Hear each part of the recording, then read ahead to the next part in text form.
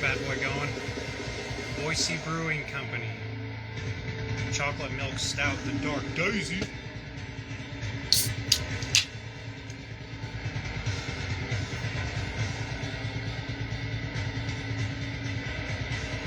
Thick. Thick.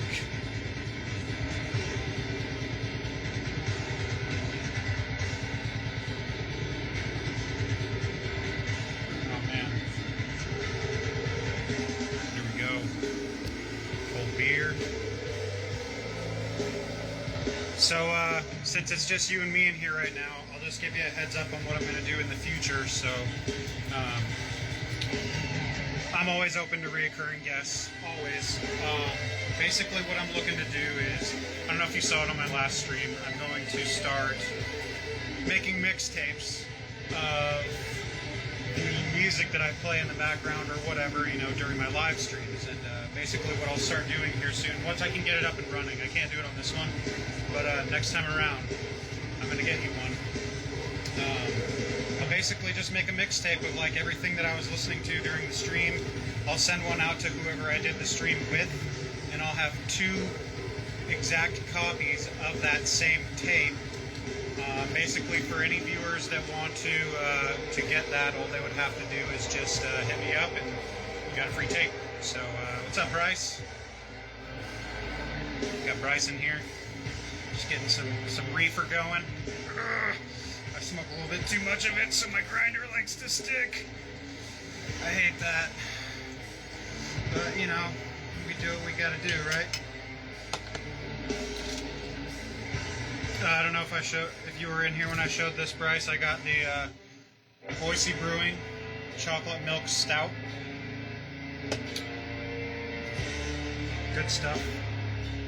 Very good stuff.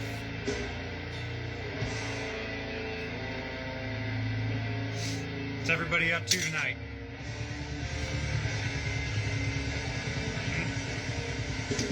Fuck yeah, bro. Look at this shit. Like motor oil. Fuck. I know, I fucked up on pouring it. So you don't need to tell me, Bryce. Just playing, bro. But yeah, this stuff's pretty good. Boise's got a lot of good, like, breweries, Sockeye. Some pretty good stuff. Every now and then I'll pick up something from, you know, the store that's kind of like unique to where I'm at, I guess, in a sense. Let's see. So today I got the CD player going on shuffle. Darkness, Charlie Murphy. I love Dave Chappelle. Yeah, edibles. Hell yeah, can't go wrong with that. Today I'm going with the 5-disc changer for a little bit. I got 2 of them have been in there for a little bit, for a while now. I haven't taken them out, but right now I got these guys playing. Let's see here. I'll show the ones that I had in there already. Got the Preserved in Torment or Tifferum album. Cool shit. Another one that's stayed in my 5-disc changer for a while now, Slave to the Scalpel. Fucking 200 stab wounds. Top shelf stuff. These are the 3 that I just added in there today. I went with, you know, whatever, you know, tickled my fancy right off the bat. So we got Monument to the Dead, Coffin Rot, To Serve Man. I figured that was very fitting for tonight. Lyndon. Figured that album cover is fucking out of control, man. Dude just got himself on a platter. That was like old cattle decap. That's, what year is this? 2002? So, it's pretty old. That's when they were like crossing over a little bit into the death metal thing from the grindcore thing. And then last but not least, we got the new Black Dahlia Murder, Verminous. And it is exactly that, Verminous. Let's see here, guys. Let's get this thing going on shuffle and see where the night takes us. Yeah! Hell yeah! So we got cold beer. We got some fucking death metal. And actually, that was the first thing that came on when I pressed shuffle. So, you know, we about all set here. What's up, P&W? Yeah, it's sick shit, bro. All about the sick shit. So, hey, tonight's gonna be a good night, fellas. Anybody who wants in on here? Let's get Pennywise in on this, maybe. The good Pennywise, the scarier one. I think it's the scarier one. But cheers, fellas. Let's get Lyndon in here and let's get this fucking night started. Yeah, I'm all down with that shit, bro. Yeah, let's get you in here, man.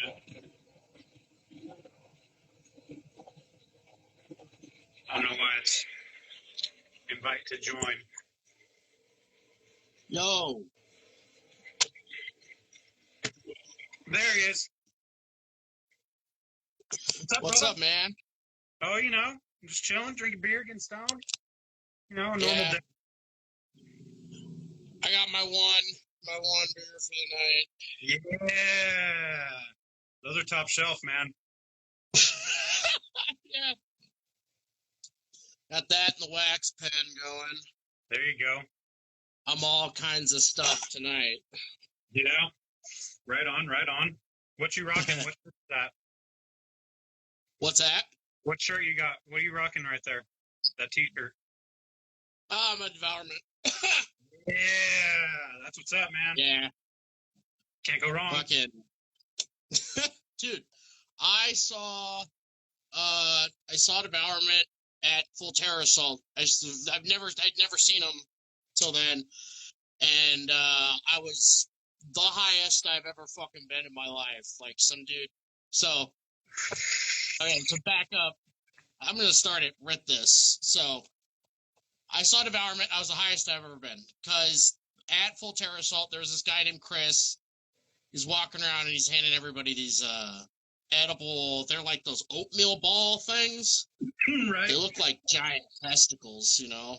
And he's like, I'm handing them out to everybody for Weed Eater tonight. And I was like, oh, cool. And I just took one and I just ate it. And he's like, oh. He's like, I don't know which one that was. I go, well, what are there? He goes, well, there's the ones that are weak, and then there's the ones that are like really fucked up. And I was like, oh. He's like, yeah. Well, fuck, bro. I'll tell you what, man, even the beard is shocked when you eat an edible. I'm like, it was a little worrisome. So I saw Devourment, the highest I've ever been in my life, and it was probably the coolest thing I've ever seen. Like, man, I only ever saw Devourment one time, and it was at Wrecking Ball. And honestly, I went all the way there because they were one of the bands I wanted to see. And I didn't think it was going to happen that night because a bunch of shit happened. And they ended up coming on after fucking 2 hours, I feel like, of setting up their drum kit. They ended up coming on. Were they triggered? Was everything triggered? Fucking, what do you mean triggered? Oh no, sometimes I played with a couple bands way back in the day where they would trigger like literally everything. So you know how you have triggers on the kick drums.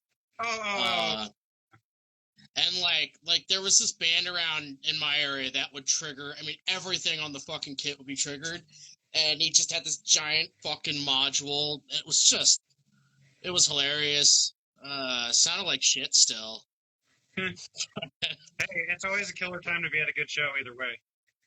Oh yeah, totally. Can't go wrong. I was actually talking to a mutual friend of ours, Mike,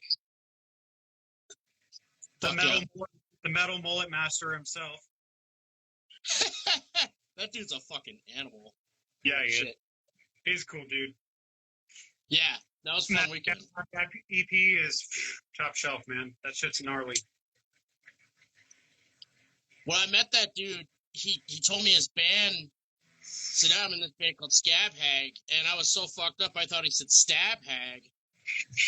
And I was calling it Stab Hag all weekend. I was like, yeah, this dude's in a band called Stab Hag. And everybody's like, I think it's Scab Hag. It's like, nope.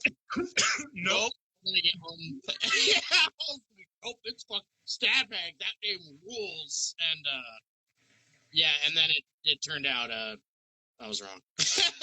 So fucking cool. Those dudes rip. I mean, you might have gave somebody else an idea for a band name then. Now that everyone knows that you had it wrong the whole weekend. Yeah, me. I'm gonna start like the Bizarro World Scab Hag called Stab Hag. Hell yeah. Fucking name it. So I was talking to you earlier. I got that Seasonings in the Abyss record in the mail, and that shit is fucking heavy, man. Like if I could take like any Mortician album and just fucking put it on a barbecue with a fucking tri-tip, that's what you get when you get Pitlord.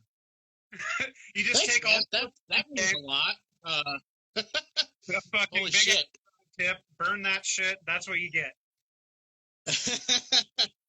Yeah, well, I mean, I guess Morticians, like, I mean, if without Mortician, I probably would have never thought that, you know, you could do that as a band, you know, like, Right.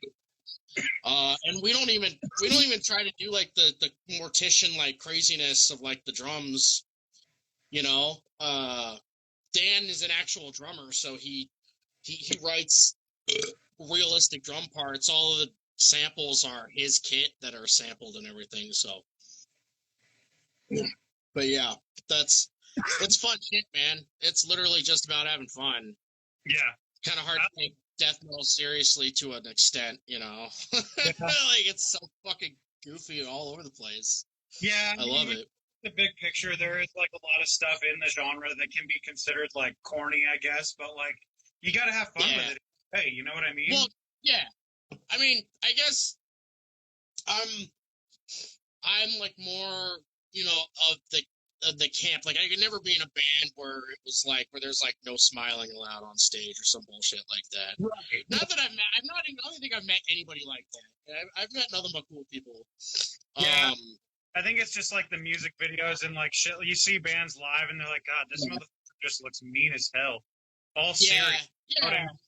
Well, I mean, it's sometimes I feel like you see some bands and they're like, you know, Marduk is like a hilarious example. You see like Morgan and Marduk doing an interview and he's just like it's like I know you're not a demon, dude. Like don't it's being interviewed in a throne. Like I don't know. I can't get into that shit. I love Marduk and I love that stuff, but I could never do that. And I think Pitlord is kind of me and Dan just having as much fun with death metal as we possibly could. And that's what it's all. That's really what it's all about, you know. Yeah, I don't know what else I would do with it. Like, you know, I could totally have a band. I've had bands. I've had bands that were, you know, goofy, but I guess like this band is like probably the most authentic thing either of us have done musically, where it's like the barbecue is like the fun part of like metal, and you can just kind of do anything. I mean, like, you know, by now I feel like I could probably I could probably have a death metal band that sang songs about monster trucks, and I would nail it. I don't know, man. It's pretty weird how easily a lot of the stuff, how naturally it happens. So right. I mean, well, when you think of something like barbecue, the puns are endless. Yeah, well, yeah. I mean, I'll tell you what, I've got a book full of them. And like half of them I'll never use because they're so stupid. But like it's too stupid for us. And but yeah, I think it's just like the whole thing was. This band is like the musical equivalent of just being excited that you're gonna grill. You know, like I just think of Pitlord as like if you're into death metal, it's what you hear in your head when somebody goes, "Hey man, we're fucking grilling out, let's go!" And like yeah, like that's what it is. You know, it's like decapitated riffs start going through your head. Oh, I feel that. Because that's literally what we would do. Right. Like I know the feeling, man. Like I spend like just about every day in the summer literally outside drinking beer, blasting fucking grilling food. Yeah.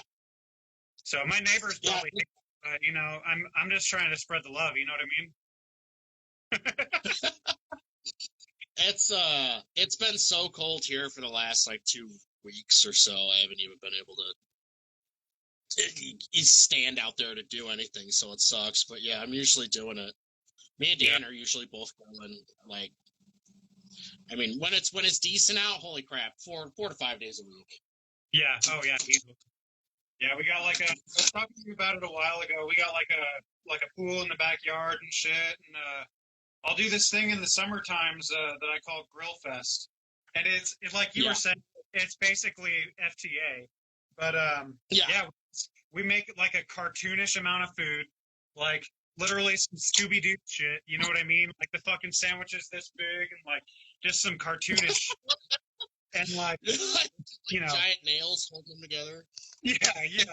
Everyone's like dislocating their jaws just to take bites and shit, like fucking steak. But it's just we do that. We try and do that in the summer times. It's just music all day, beer, swimming, food. It's fun. Sounds amazing. I mean, I typically prefer winter and colder weather, but like I can't deny like going and hanging out in a backyard or a parking lot and like grilling food, you know?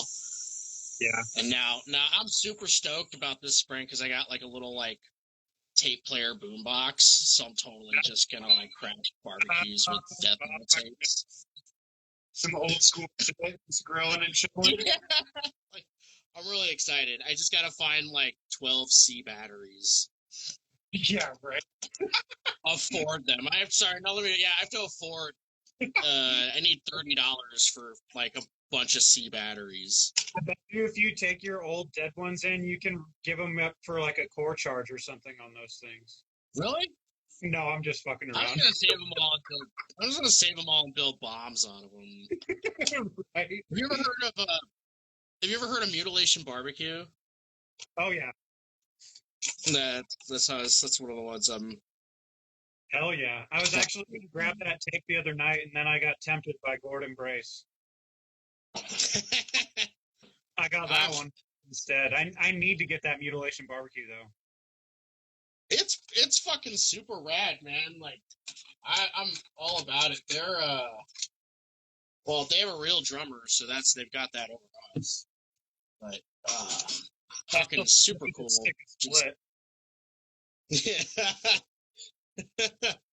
I'm digging like all that stuff that's on like Gurgling Gore, like fucking that Warflurch tape. Oh, the Psychedelic Realms of Hell. Ah, so good! Holy shit! I love it. I don't actually have that one yet. I was unlucky and did not get a copy of that when it came out. But because I know how fast that shit goes nowadays, I pre-ordered the live one that they're releasing. Transmissions from the Swamp Cosmos. That the tape's the only one I got out of everything they've been putting out. But fuck, I played a lot. That and I grabbed that Coffin Rot right when it. I fucking love that, dude. That shit's sick. It's awesome, dude. I fucking just love everything that's coming out. It's We were talking. I can't keep up with it. Yeah, death metal is really. I was saying that was us that was talking about it. That death metal really is at a strong point right now. Yeah. Like, I mean, yeah, totally. It's like there's like this really cool sense. I don't know when it really started happening. I guess I started paying attention when like Gatecreeper. Fuck. That's Sonoran Deprivation. That so cool. And man, even like further back, like Disma, like that Disma album. It's just blowing up, man. I think it's like, I feel like it's like tech metal, sort of what's the word I'm looking for? I mean, tech metal got like really fucking popular, and then it's like nothing but now there's like just Archspire. They're better than everybody, and now it's like left so much room for like caveman shit to take over. Yeah, you know, everybody's tired of like super digitized tones and I mean all that stuff to where we're kind of back to just like bands showing up with amps, you know, and playing shows and stuff. Ironically, coming from me, like, we play with nothing but, like, a PA. We don't even have, like, amps on stage anymore. Yeah. But I love it, dude. It's rad. It's a total death metal renaissance. Oh, yeah. And Yeah, it really is. It's just like a resurgence of like everything that was going on in death metal in like the late 80s and the 90s. It's really cool. yeah. Yeah, and like I love it because it makes me discover old shit. You know, shit that there's so much stuff popping up, and with like Ken's death metal crypt, like that guy, she just posts like hella fucking rad demos and stuff. Like I found this dissect one that he showed, and I fucking bought it, and it's all this stuff that you never would have heard of, but you know everybody's digging it all up, and Yeah. it's just exactly what's going on in new stuff now. And it's so cool. Like, As far as like tapes go and everything, I've been trying to. I don't know. I collect all formats, but I definitely want to like try and keep my tape collection as like demo tapes, EPs, promos, singles. I don't really have a lot of full lengths or splits. I like getting split tapes. Those are cool too. I just feel like all that like random shit that bands put out. You know what I mean? That anything that's not full length, the stuff that you got to actually look for, that's always cool to have on a tape. I'm kind of like I when it pops up, if it's like just being released, sometimes I'll just randomly snag it. Like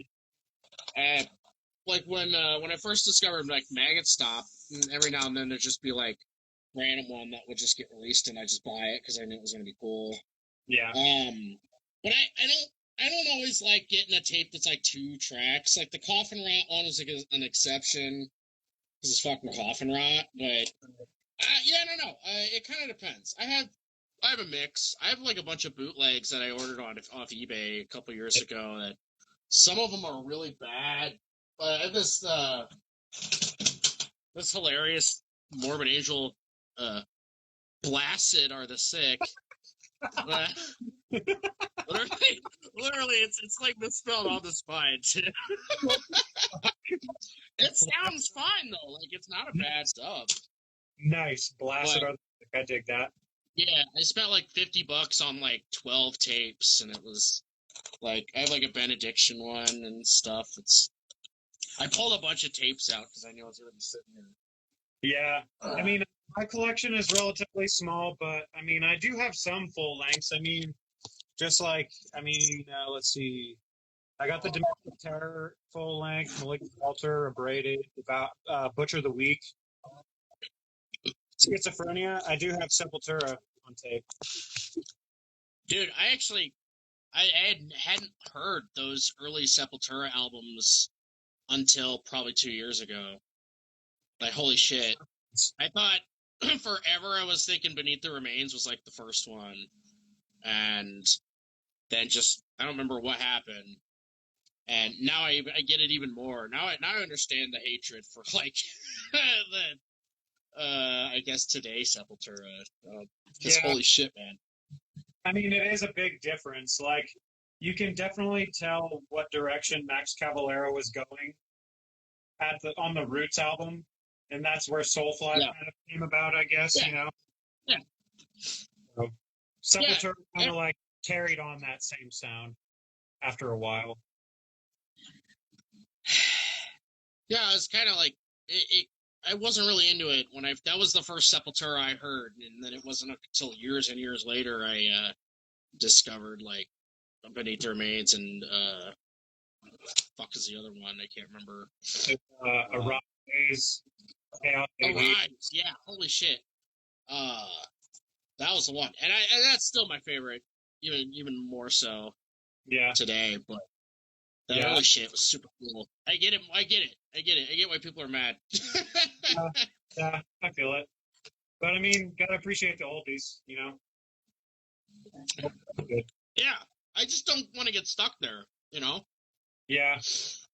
Like I've kind of been looking at it as lately, like for example, like really big bands that people know about, Cannibal Corpse, you know, the name brand death metal, I guess, you know what I mean, the big names. Yeah. I feel like at the end of the day, like if I'm supporting them or not, it doesn't matter because they have so many fans. Yeah. They're already No, yeah, it really doesn't. But I still like Cannibal Corpse is still cool. Oh yeah, I mean, definitely. like Yeah, I love them. that's I. You don't need to support them, but fuck, it's so good. They're still good after Oh, yeah. so No, many years. You know. listen to the music. It's just, I guess what I'm getting at is I'm gonna go buy like a local band's T-shirt at this point before I go buy another Cannibal Corpse shirt.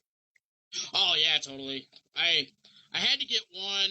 I got one just recently to get one from Night Shift merch, and they had this really sweet white Butchered at Birth one.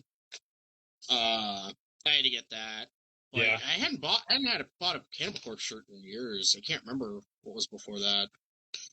But yeah, for real. Like, I don't feel bad buying like a shitty Chinese print to order typo negative shirt. Yeah. You know, Yeah. that doesn't matter. Right. But I'm actually kind of impulsive and bad when it comes to ordering merch. Like, I I'll mean, find a band's Bandcamp, and being able to just order it straight from a band now, it's so holy shit. I don't know how I'm not poor all the time, but I'm lucky to not be. yeah, it's really easy to get out of hand with the merch. That's for sure. I always get the you don't need any more shirts. You have plenty of shirts. Like I get that all the time. It's like, Yeah, you're not yeah. wrong. I said that to myself this morning, the other night.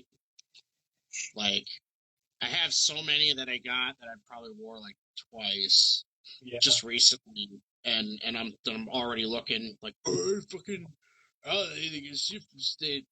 I saw this really cool Dark Throne one. It was like a long sleeve, and it had the Dark Throne. The logo had like a foil, like sort of like a chroma like foil effect on it. Oh, it was like so wrong, but I wanted it so bad, and it had the same thing on the sleeves, and yeah, I was like, I'm not gonna spend 35, $40 on a long sleeve shirt, but almost, man. How'd you feel about that new Dark Throne album or the last one they did? I like it. I haven't gotten to listen to it nearly as much as I had listened to Old Star when that came out, but it's Dark Throne. I mean, honestly, ever since Fuck Off and Die, I've been just all in on everything. Everything after that. I mean, there's kind of like that weird mid-career Dark Throne shit that's just like really boring. Yeah. But man, once they went into like the kind of crust punk and then like the sort of epic heavy metal shit. I love it. I'm down with all of it. Yeah, I do dig Dark Throne. As not like I'm not a huge black metal fan, but I'll dabble. Like, there's ones that I'll dabble in. I would I would definitely say I'm 50-50 black metal and death metal, especially lately. Like I mean lately it's been really bad. I'll buy black metal on vinyl and all my death metal on tape. Like I was on Discogs the other day looking at some shit. Yeah, we always do like a black metal tribute kind of thing on all of Pitlord stuff at some point. I think Meat Demons is the only one we didn't. But there was Glaze in the Northern, right? What? There was Glaze in the Northern Sky, right? Yeah, that was the first one. Yeah. Yeah, I thought of that title and I was just like, there was no way we weren't going to use that. And we have a really funny one on the new album that's just absolutely ridiculous. We're doing a bunch of like orchestral stuff on it. Like it's gonna be silly. Hell yeah, man. I do dig on all the fucking the wordplay on all the albums. I'm always trying to figure out which one's which. You know what I mean? Like obviously like Seasonings in the Abyss, Seasons in the Abyss. I'm always trying to figure out which one's which. There's like Bible Basher, right? Would that be Bacon Basher?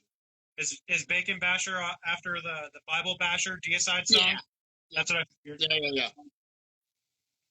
That's cool. Bible Basher and Goat Smoker is one everybody tries to like that was funny because we weren't actually doing Dope Smoker. I I just wanted to write a song about barbecued goat.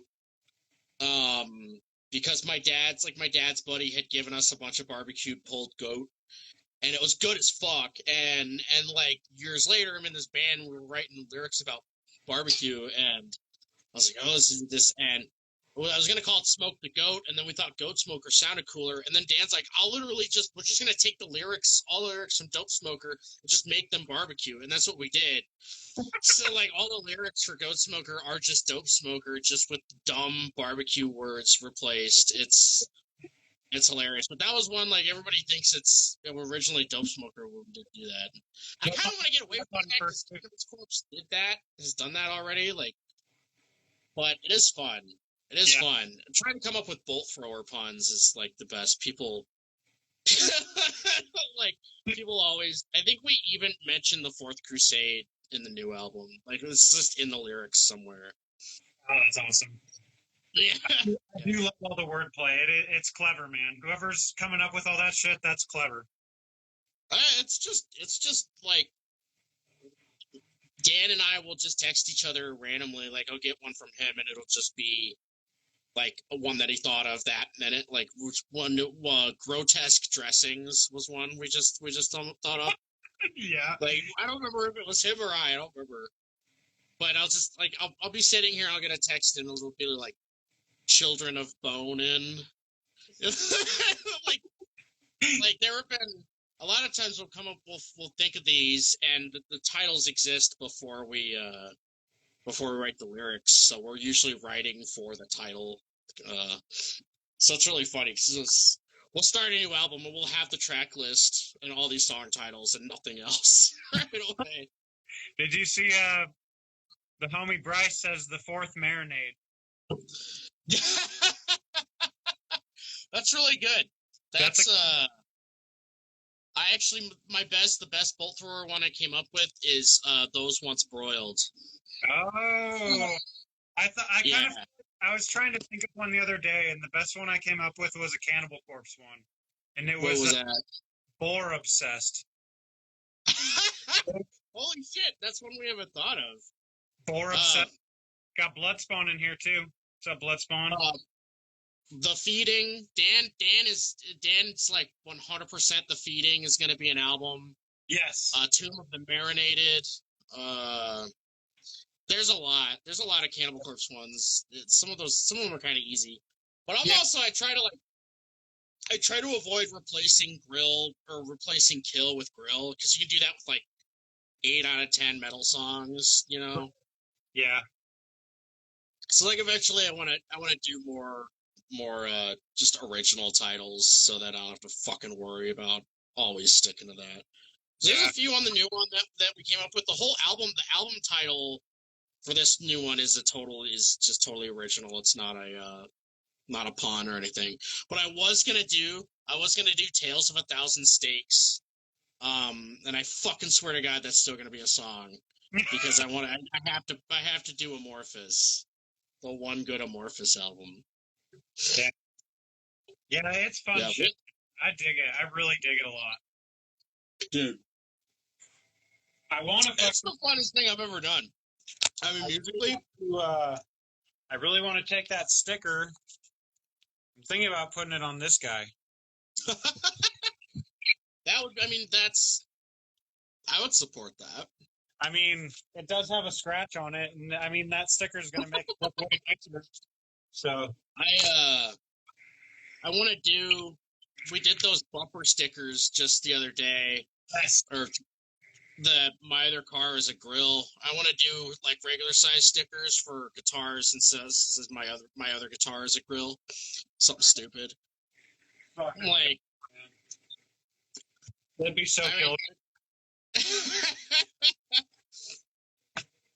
It's funny. I love doing funny shit. It's the best. Like anything we've done merch wise or whatever, anything we've done that was funny, always is the best reaction. It's my favorite thing. Like, I agree. I could see that.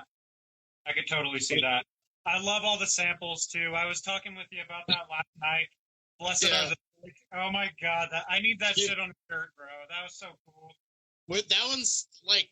So the funny thing about that song is it's really hard to do live because it's just the song itself is weird. Like, but when that comes over the PA live, like people are just like, "What the fuck?" I mean, some people aren't surprised because you're playing a death metal show. So, but yeah, it's really funny. Like they see us wheel the grill in, and then we have these goofy samples that play. The ones we're using on the new shit, I just can't like. The new shit is so fucking funny. Like me and Dan have had to stop doing shit to just sit there and laugh at what we did. And we're not even like we're probably like 3/4 of the way done with the vocals, and then the album will be done. But we have a song out for a guest vocalist too that needs to record. Um, so yeah, it's gonna be pretty cool. I'm excited, man. I'm always down with more Pitlord. I literally so where I work, I can have a headphone in, at least one, and I'll literally just like the past few days just put it right on because it has all of it. I have all of it on there. I'll just start it at the beginning and just play it to the end, start it over. Well, Yeah, I'm every now and then, so I don't get to hear all of it, and it's like I'm just gonna play it again. Yeah. Fuck. I've been working on a tape release of the first 2 EPs finally, like together on one tape. I just cobbled together some artwork for it, and next time me and Dan get together, I think we're probably gonna finalize it and figure it out and release those before the new album. So I don't know when that's gonna be, but this year. Okay. The sooner the better, man. That'd be awesome. Oh, dude, if I don't get to put it out this year, I'm gonna shit. I'm gonna shit. Well, so much. I'm gonna shit so many times because I can't put this fucking holding it in right now. Like not telling the fucking retarded idea for the album art. Not telling you like how we used audio from monster trucks. Like I can't tell you any of that because so much of it has to be a surprise. Yeah, I feel that. I do have. Go ahead. No, you do. Well, I was gonna bring up the fact that you're in Iowa, right? So, what's it like being a metal band in a state where Slipknot is probably you're probably overhearing about them, right? Yeah, I guess it's probably like. I mean, Des Moines is like 3.5 hours. What was it, 3 or 4? 3.5. Probably 3. It's like 3.5 hours away. It may as well. It's further away from me than Chicago is. It may as well be Chicago. Right. And yeah, it's not like Slipknot's like the hometown heroes. I mean, Iowa's 99 counties of nothing.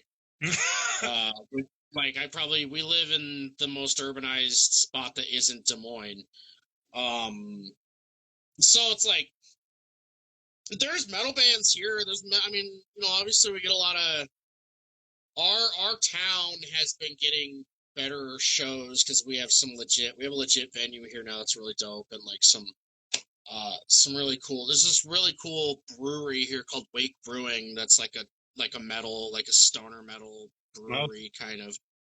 And this guy, the guy that runs this place, he brings in like fucking Bongzilla and fucking Bloody Incantation was just here. So it's not super weird, honestly. I mean, I've been doing it since I'm 33 now, and I've been in bands since I was 17, and there's a lot of cover bands. I mean, you're not really from a much different area than me. I mean, I'm like really. You're gonna run into the same stuff. There's cover bands, and there's old men that have been in those cover bands for fucking ever, and there's still Battle of the Bands competitions. I don't fucking know how that shit happens or why. But yeah, it's not really super weird. Most people we won our hometown over the first show we ever played. People were down with it. It was like we announced that we were a band and didn't play a show for like 8 months, but for that time we were putting out like videos and just idiotic, just goofy sketches and stuff because it's all we had, and like we played our first show and we booked it. We booked all of our friends' bands. I mean, we booked bands that were good too. We ran this whole show. I mean, it was fucking ridiculous. It was so much fun. Up until that point, it was the best. It was the best show I'd ever been a part of in all of playing music, which is, goofy to say because it was just like a hometown show or whatever. And, Iowa is not a metal place. The Quad Cities is not a metal place, but we got so much support and like literally everybody. Anytime we play here, we definitely get a good draw. So we won the local spot over right away. That's awesome. That's cool. Yeah, that's always a good feat for any band, really. Yeah. No, yeah. Like, really, that's the first thing you have to do, right? Is like people in your hometown have to like you. If they don't like you, I don't like it's. But me and Dan have been playing music together for a while, since we were kids. So it's all pretty natural. And this band kind of came out of our other band not really practicing. Like they kind of becoming more inactive. So we would do this when nobody else would show up for practice. Yeah. It ended up just taking off. So there's still a lot of stuff to do. We're still nobody. We're still like really nobody. Hey man, you gotta be a nobody to be somebody. Yeah, no, totally. And I'm not like, it's not like Pitlord's gonna rule the world. I just want to play. I just want to play shows. I want to put a tour together within the next year or so, at least like a short one. We haven't really done that yet, and that's the next thing. But we have an album and it's all this other stuff to do. Yeah, so, a Boise stop would be there's really. Only two of us. Boise stop would be really cool. Everyone I talk to, I always tell them, come to Boise. I feel like I have to convince everybody because Idaho is just Boise's like a Passover. You know what I mean? They just passing through real quick. Like a lot of bands just pass through. Yeah. So. That's kind of, like with us, I think eventually, it'll get better. I think it's already on their way to getting better. Because we had that Exhumed tour came through here. Hard as fuck. Killer. It sold really well. It was not. And, but for the longest time, it's like it's either Chicago or like Iowa City. Sometimes, I don't know, Iowa City doesn't seem to do as much now, but, like that mall tour is stopping in Iowa City, and that would have been really cool to see. But there's a place in Iowa City called Wildwood Barbecue, and we haven't played there yet, and it's kind of goofy. But Dan's other band, Xenospawn, they're playing with Vitriol on that tour up there. It's going to be really cool. Dang. Also, is it Nile and Incantation. Is that the Incantation? I can't remember. I feel like so many tours have been announced in the last month. Yeah. They can't keep track of it. I'm thinking about taking a trip to Salt Lake for the Nile show. Doesn't mean Bog's gonna be there. They're the homies, you know what I mean?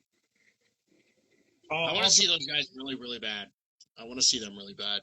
Have you not seen Nile? You never seen Bog? No. No, they were. I want to say they came by here close once, like right before they kind of blew up, but I probably didn't even think twice. Yeah. Think twice of it. I came aware of them right after right after Pornographic Seizures, right after those 12 inches got released. I somehow managed to. Yeah. The what? They just. Yeah, I managed to snag one of those right before they sold out, and that's the only thing of theirs that I own. Yeah. I actually have that. I have that on vinyl. I have that on CD, and I have Tortured Whole on CD and vinyl. It took like a good 6 or 7 months for that record to show up too. Yeah, dude. Yeah, that's another one of those weird, like that. Those guys in Frozen Soul, the way both those bands blew up, like kind of like at the same time, dude. Like, Yeah. and like just the kind of bands that they are. They're so that filthy, just crusty, and then they're both get like, I mean, Frozen Soul getting scooped up by like, are they on Century Media now? So Like, what? yeah. Like those labels are starting to, grab those bands, and it was wild. I was super excited, especially Frozen Soul, dude. Holy shit. I just didn't think it would happen like that. Yeah, I saw them and Bog twice last year, each. And it was fucking killer both times. I could have caught that. There was one of their, I think that last Frozen Soul one went through Des Moines, and I probably could have caught that. It's kind of dumb, though. It's like, it's Des Moines or Chicago, either trip is a long day and it sucks. And Yeah. I don't really drink that much or that often, so I don't have to worry about that. But it's just such a long drive to drive 3 hours home. Me and Yeah. my girlfriend went and saw Nunslaughter, and that drive home from Chicago was hard. That was a tired, sweaty drive. I would love to see Nunslaughter. They're out of Ohio, aren't they? I think so, yeah. Yeah. I've Ohio's never seen them. popping right now. Never seen them. They were amazing. Yeah, they're popping right now as far as metal goes. They're just coming out of the woodworks over there. It's kind of funny because they've been around forever. But I Nunslaughter? wasn't really like aware of them until a few years ago. Yeah. Yeah, a lot of bands are They're coming. also a full parasol. Actually, since we were talking about Slipknot earlier, they're actually supposed to be coming through here with Cypress Hill of all bands. Yeah. Yeah, they're coming. They're hitting here too. They're hitting a place in East Moline, right across the river from me. People are freaking out about it. I was just like, I'm kind of stoked on that Clutch and like I Hate God and the Sword tour. I think the Sword, I think that part of it is coming through here. I'd kind of like to see the Sword. They're dope. Yeah, that is a pretty sweet lineup. I did get a ticket for. There's a show next week. It's Creeping Death and Cattle Decapitation. I honestly don't know the other two bands there. I've never listened to Last 10 Seconds Alive or Extinction AD. I know I've seen Extinction AD has played FTA. I've seen them one year. I just don't remember what they sound like. But to Last 10 Seconds Alive, I want to say I played with them once here, and it's like beatdown sort of hardcore. It's like breakdown hardcore. Yeah. I promise it's not anything you've never seen. I liked it okay. It was fun to see live. It's fun to see live if you're like kind of drunk and bored. Like all the other bands are like pop punk. Yeah. I mean, I'm just mostly going because Creeping Death, obviously. And Cattle Decapitation, I've been a fan since I was like 15 years old, and I have not seen them once. I'd like to see them too. Yeah. That'd be cool. Are they a band that I listen to all the time now? No. When I was a kid, yeah. What's up, Kentucky Thor? What's up, Mike D? Fucking animal. But, yeah, they're not a band I listen to all the time, honestly, anymore, but they're still killer. Like, I mean, that's another band that's like kind of like popping, like hard in their later career. Like, yeah. Oh, like, yeah. I was not super into them for the longest time, especially like when I was in high school. It was I don't know. I think they were pretty new then. The first two albums, maybe, and I was like, "Bleh." But Death Atlas, yeah. Like when I heard Death Atlas, though, I had to go back, and hear everything they put out since up to then, and it was shit. Like this band got really, really cool. Yeah. Like those vocals, man. That's unique. What that shit does. What the fuck? So I'm at the bar this where Dude Won't Leave Me Alone. He keeps talking about Viking shit and ancient civilizations and shit, which is cool. He's got a trench coat vibes. The fuck is this No, guy? yeah, no. So I like Mike. It's time to talk shit about deathcore because that's what I like doing. Yeah, dude, Town Capitation. That shit is not like a deathcore album at all. Stop trying to cop deathcore or cool stuff, deathcore. God damn it, I'm stoned now. I mean, I can't hate on deathcore too much. There are some bands here and there that were not bad. Like back in the day, they were not bad. Like Winds of Plague was cool at one point in time.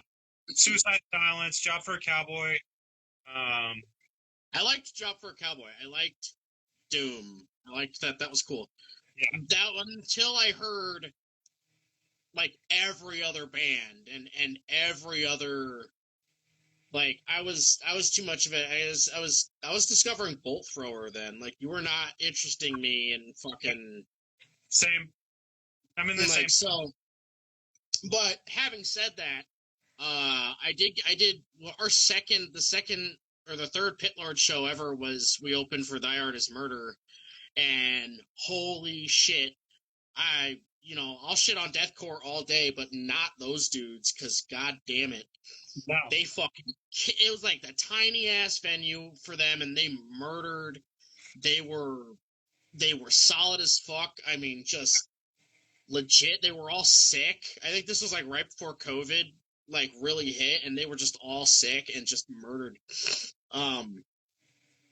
So, but still, god damn it, does some of that shit just bore me, put me to sleep, you know? Yeah, you know that When We Were Young tour poster that's going around? Oh yeah.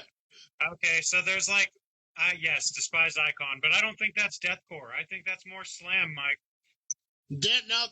People will call it deathcore. I don't know why, because I don't know enough about them, but I've heard that. Yeah, I think they're more. That.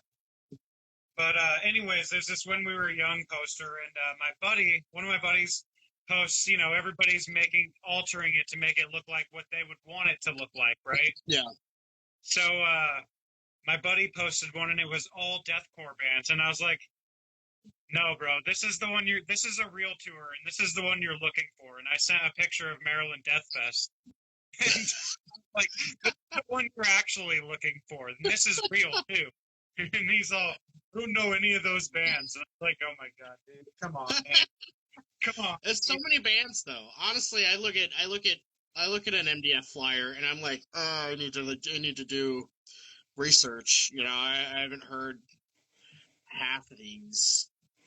I mean, I looked at that flyer and I was like, man, if I went to this, I'd be so fucking stressed out because there's literally like 23 bands on that bill that I would love to see. Yeah.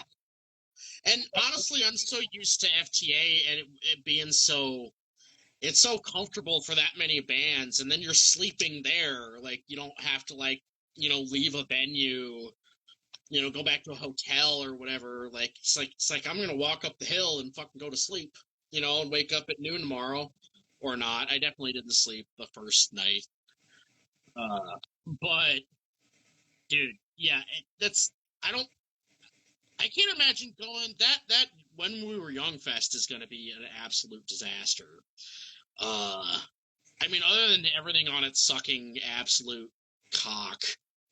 Yeah. Like, even Knock Loose can get fucked. Like, that shit sounds like, I'm sorry, I've heard that shit since fucking kindergarten. Yeah. Like, the other I saw on there that sounded interesting was Kitty. Oh man. Kitty. Old school Kitty was interesting, maybe in like a watch it behind a glass panel kind of way, like science experiment kind of way. I'll watch Kitty. Yeah. But still, like, yeah. Even if it's a bunch of dope death metal bands, I kind of freak out, and it's like I'm not gonna see half these. Typically I miss like 5 to 10 bands throughout the whole weekend at FTA, and that's a weekend where I literally want to watch every band, and I still manage to miss them. Yeah. You know, it's just so many.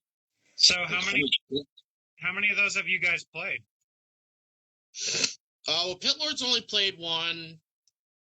Me and Dan's other band, Crater, we played the year before.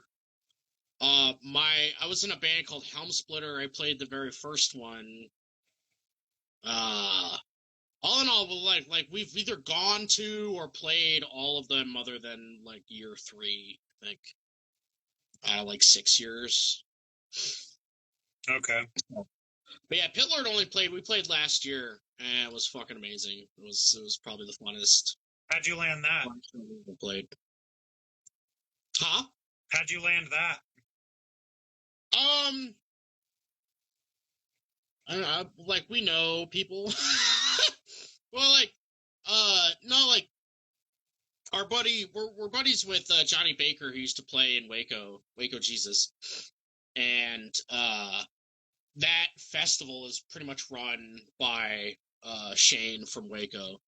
So like I've done stuff with him since when I was in Helm Splitter, and a lot of it's Johnny Baker. Like those guys and all the guys in Waco, like a lot of those guys are the reasons a lot of cool bands get on, because they listen to people give suggestions on bands and stuff, and like it's kind of a strict pick out of bands because there's so many who would play on it, but it's really cool. We're lucky. That's what I would say. We're lucky to know some people that like us, and we know the event pretty well, so it was not a hard thing to do. Plus our setup is so simple, so yeah, it was great. So as far as your setup then, so from what I've seen, you guys got the grill on stage. Yeah. Do you guys put a fog machine in it or something? Or do you actually like cook shit on it? Yeah. That'd be dope.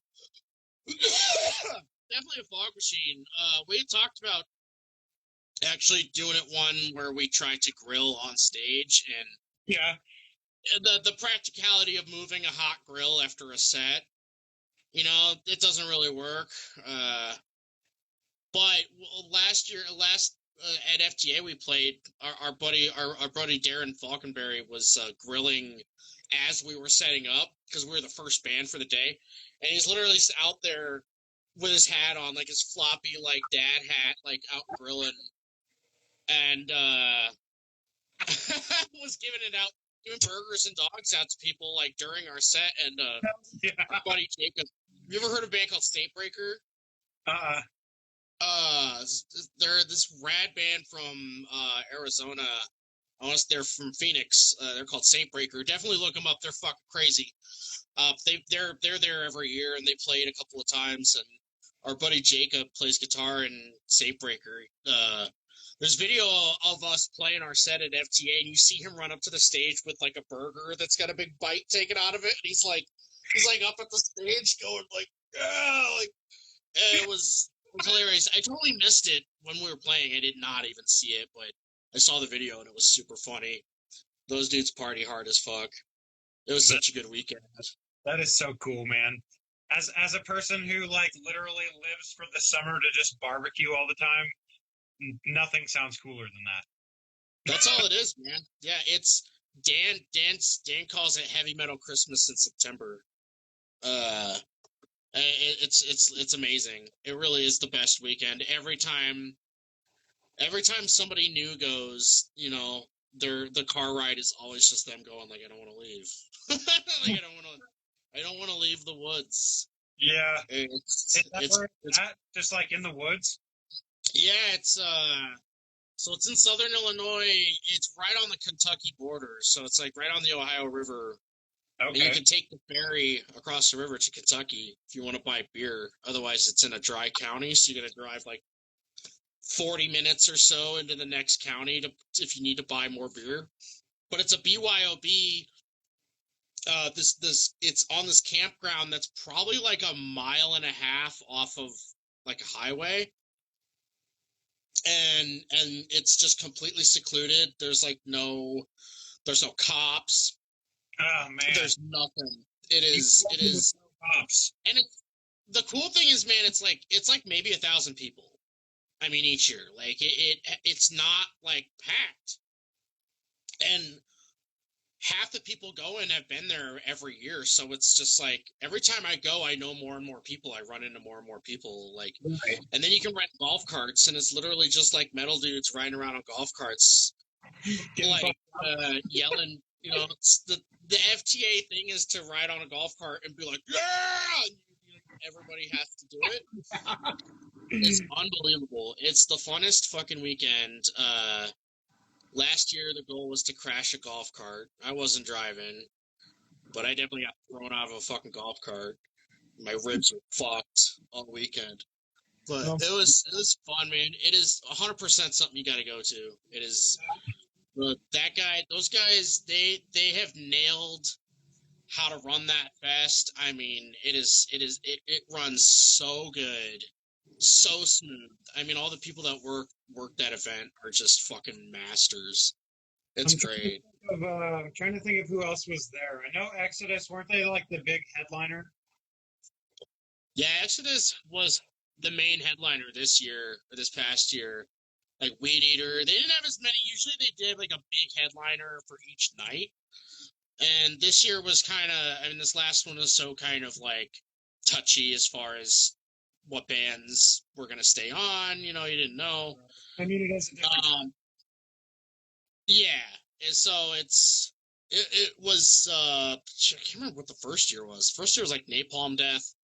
Originally Fear Factory was booked, and then they went and toured with Cold Chamber or something stupid. It's great. There's always Devourment though. Fucking Devourment. Like literally, I can't get over how fucking amazing that was. It was just I was so fucked up. I was the perfect amount of high to be standing like 150 feet away from Devourment, like in that sweet spot. Like I wasn't in the crowd, I wasn't in the circle pit, I wasn't nothing. I was standing there like I could not. You could feel those 808s hit, you know, like back where I was like, when they do those fucking those. Oh, it was so good. Oh, I love it, man. I love that Devourment is still doing shit. Like it's. I feel like I always thought that was gonna be a band. They're gonna have like a few albums and then be like Gorgasm. Like Gorgasm's kind of like disappeared or whatever. They're still playing, right? But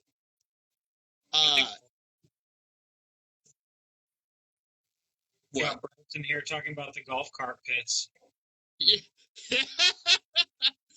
Yeah, dude. So I'm not gonna say that I was there for the golf cart pit. I wasn't, because I was tired and I fucking went to sleep. My perspective of it though was literally laying in my tent and I hear him go, "Oh, let's get those fucking golf carts in the circle pit." I'm like, oh my god. I could tell I'm in my 30s because I was just like, I'm going to sleep.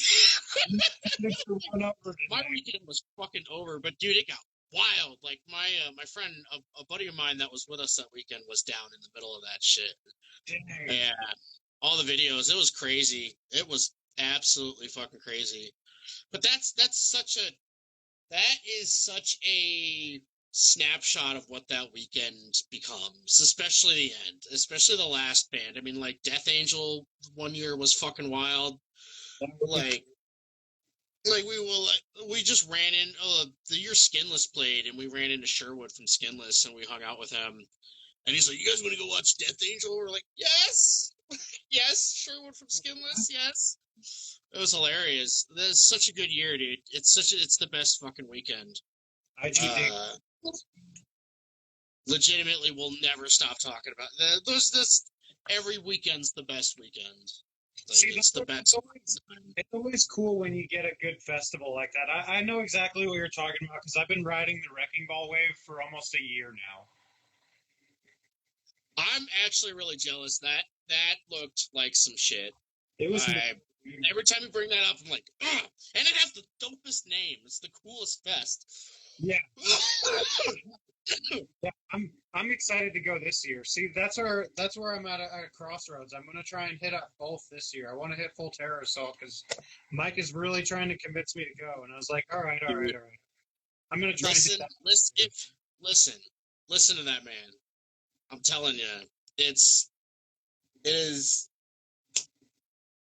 Last year we get there. I set up my tent, and uh, there's this wild golf cart flying around, and I see him down the hill, and it's just like kicking up dust. And there's some fucking idiot on a megaphone, and he's just yelling, "Pitlord sucks! Pitlord sucks!" the whole time. And it turns out it's our buddy. It's a bunch of our friends. Our friend Luke from Chicago. He's in a band called fucking Speed Pussy. That's really cool.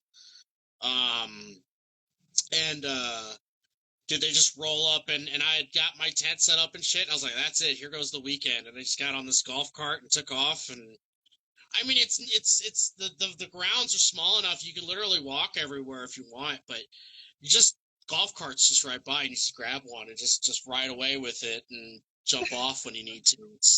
Yeah, It is absolutely the best time ever. And then you get to go buy bolt thrower shirts. I mean, like me and that's kind of how like I started hanging out with Mike. We were just like looking at shirts.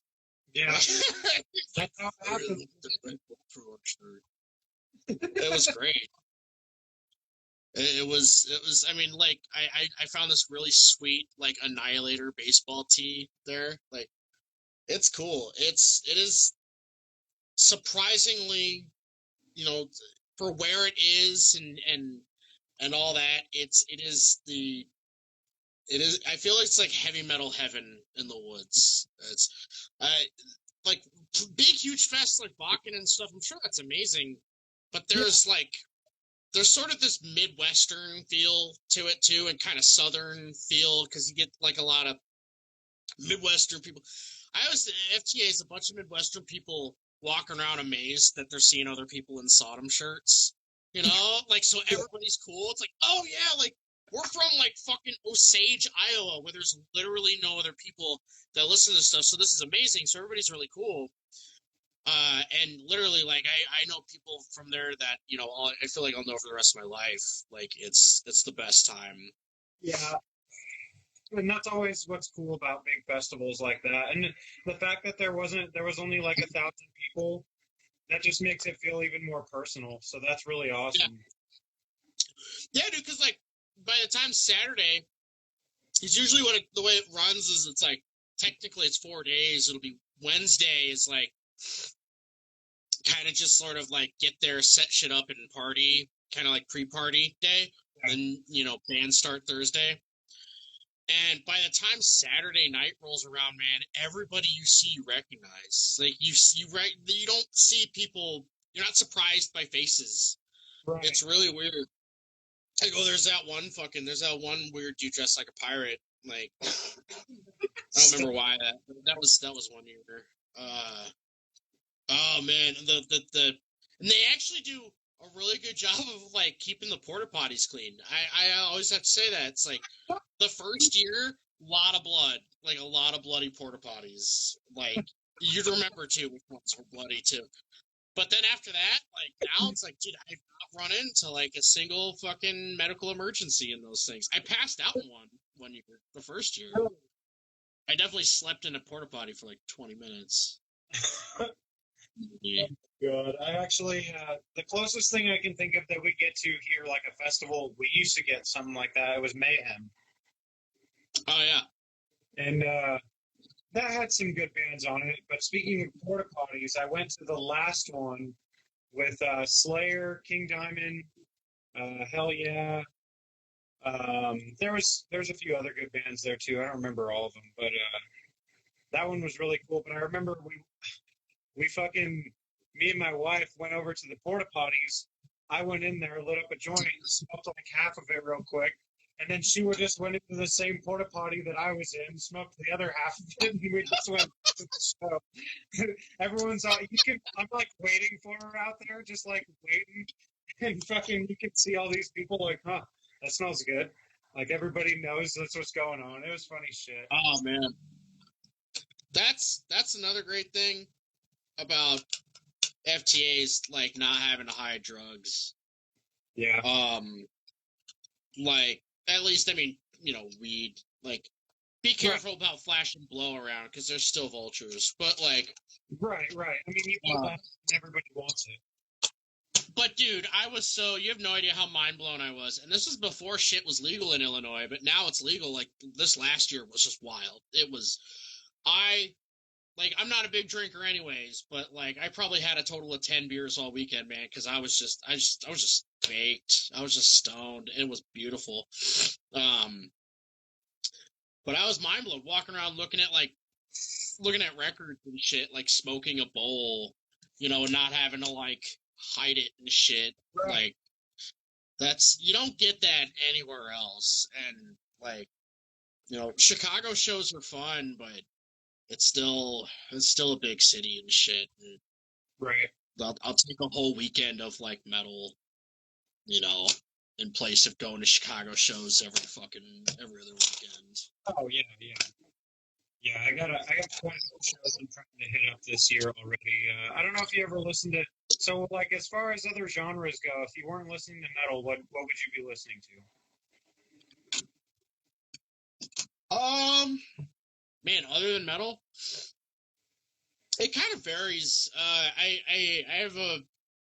really like electronic stuff, like synthwave, like Perturbator stuff. My girlfriend's been getting me into like some real kind of crusty industrial shit and like sort of like synth pop. Also she kind of got me into like Orville Peck and like sort of that kind of weird like neo country stuff. It just does kind of vary. I get in just about everything. Like I don't listen to ska. I will not listen to ska. I will never listen to ska. At least not to enjoy it. That's pretty much it. I'm pretty open. Like Yeah. I grew up on like blues and like Skynyrd, and my old man was the '70s like Southern rock, guy. Like, Molly Hatchet, dude. Holy shit. Oh Like, yeah. dude, Molly Hatchet's heavy. Like, that shit's heavy. Yeah! Dude, yes. I think I have that one, too. I can't remember. No, I grew up on Skynyrd and ZZ Top. Like, I love to just push ZZ Top. I will listen to ZZ Top till the day I die. No. Yeah, I know. Yeah. Ska's fucking garbage. Yeah, I love ZZ Top. Yeah, I'll say, what was the Tres Hombres? That's one of the best albums ever, I think. Yeah. To this day. Been waiting for the bus all day. Yeah, so good.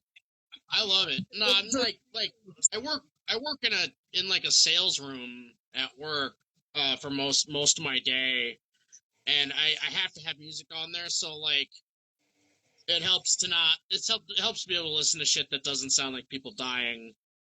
And so like yeah, I will totally I'll get into like any blues is fucking phenomenal. Like I love shitty, crusty, old sounding blues. What else? I mean, I'll even rock like movie soundtracks and stuff. That's kind of what got me into like metal to begin with. Was I was really into movie soundtracks and kind of epic cinematic stuff when I was a little kid. Right. So, that's I discovered Dimmu Borgir and like black metal was kind of like my big push like into extreme stuff, and they aren't really into that, but yeah, but it does vary. I Unrighteous Brothers, Paul Cawthon's really cool. Are you a fan of any country? Old country, Yeah. at least? I don't consider whatever's on the radio country. That's not country. Man, well, no. So, like, I was listening to Sturgill Simpson today. I really like Sturgill Simpson. That's good stuff. Same thing. Orville Peck.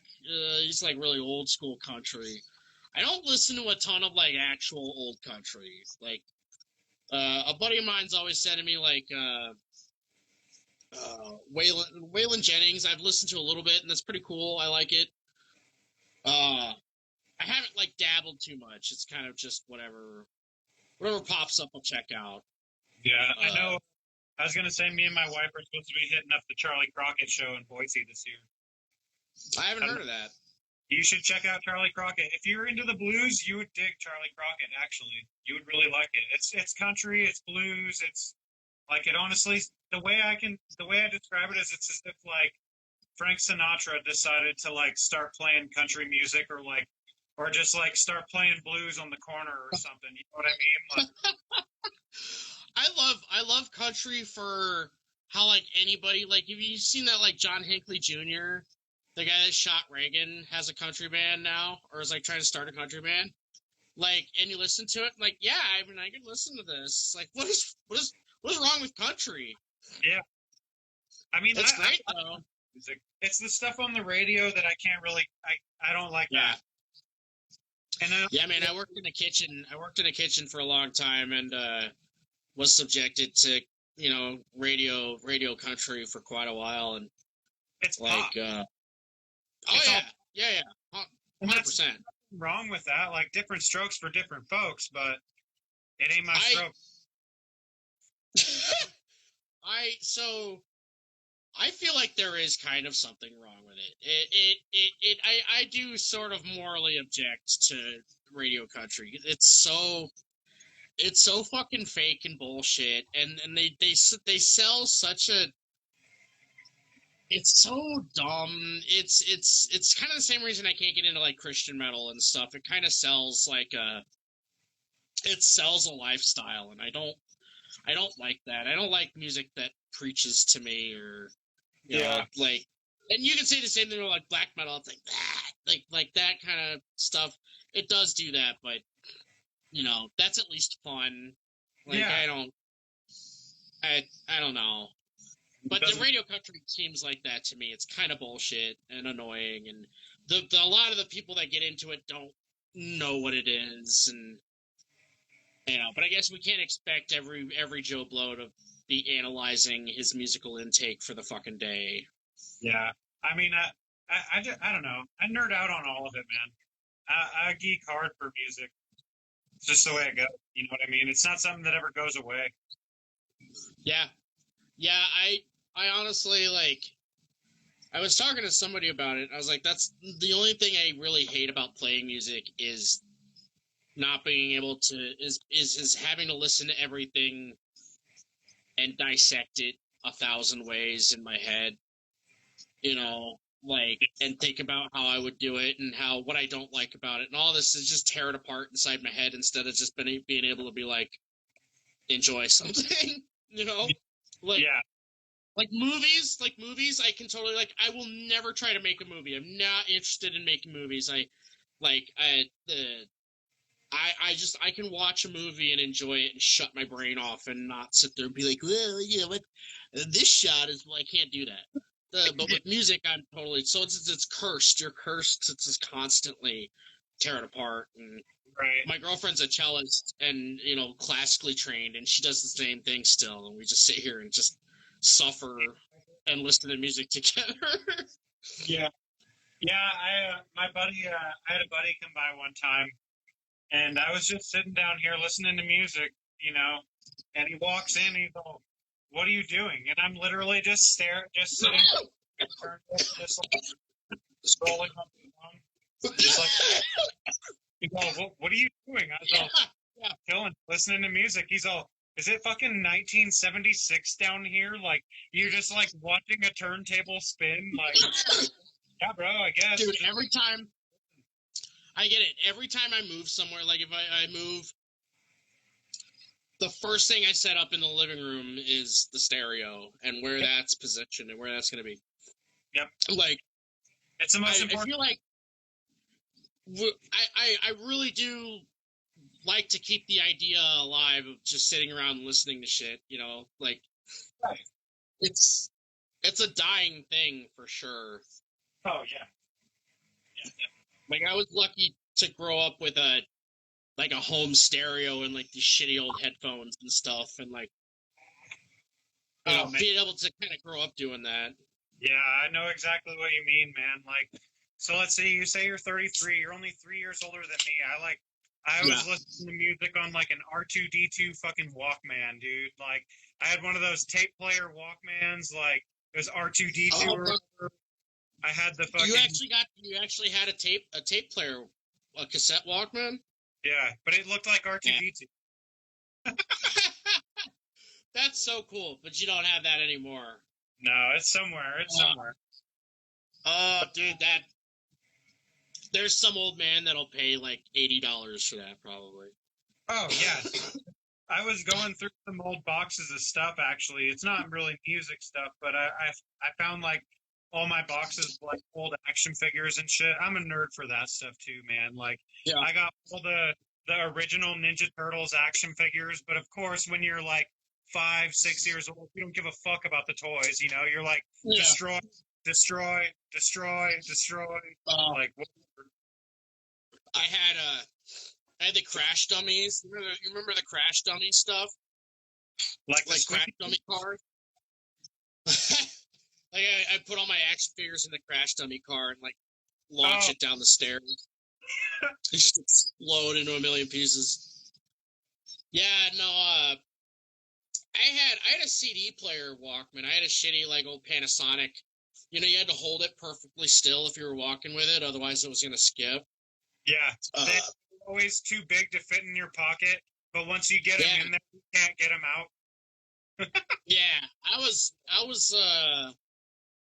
you had to put it in the back pocket, and I don't think I carried a wallet at the time because I was like 12.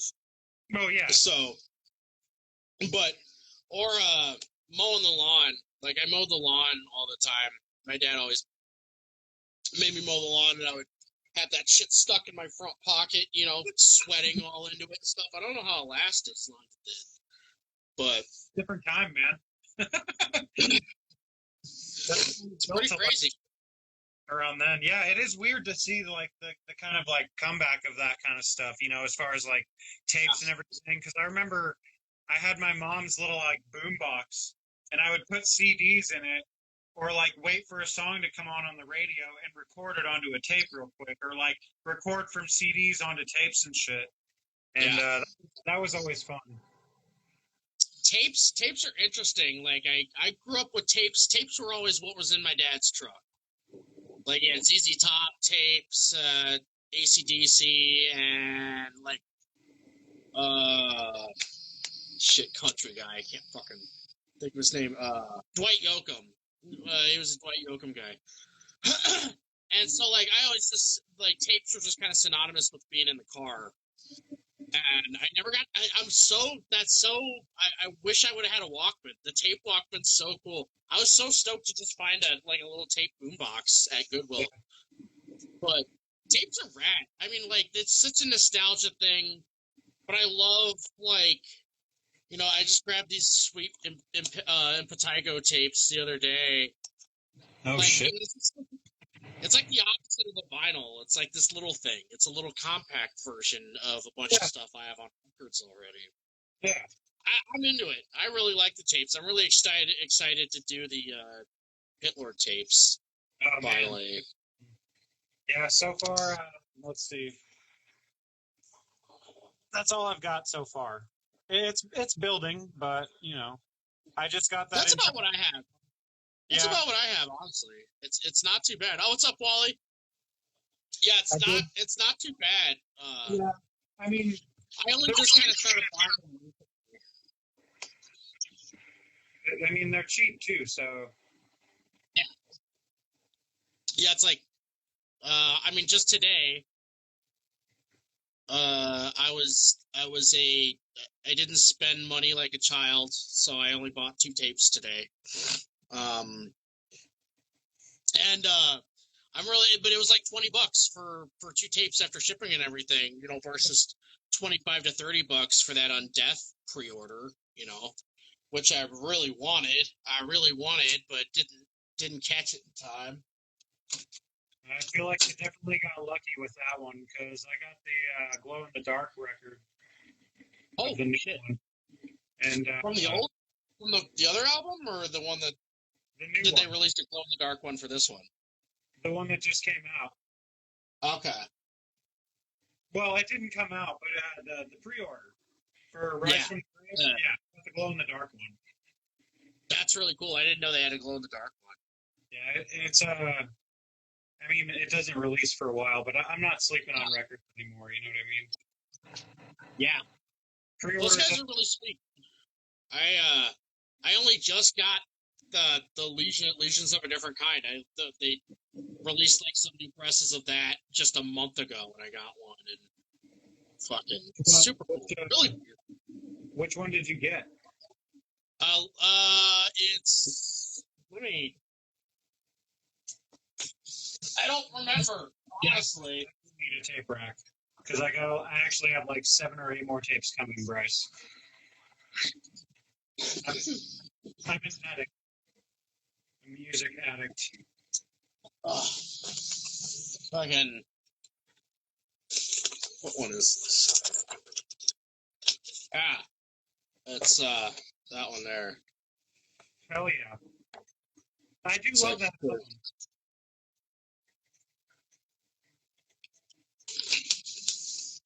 Fucking, they came through here with that last tour they were on. I forget who. Oh, But Dan got the picture disc of this one. That was really cool. But I got that motherfucker grabbed one of those pre-orders just the other day, and I was like, damn it. I ended up Sweet. grabbing.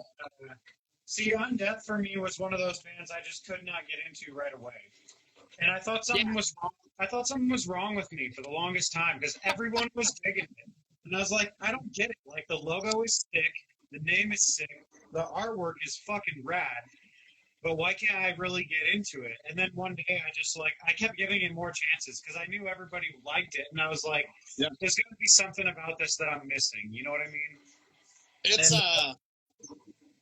It's different. It's different. No, it's super weird. That their riffs weird me out. Yeah.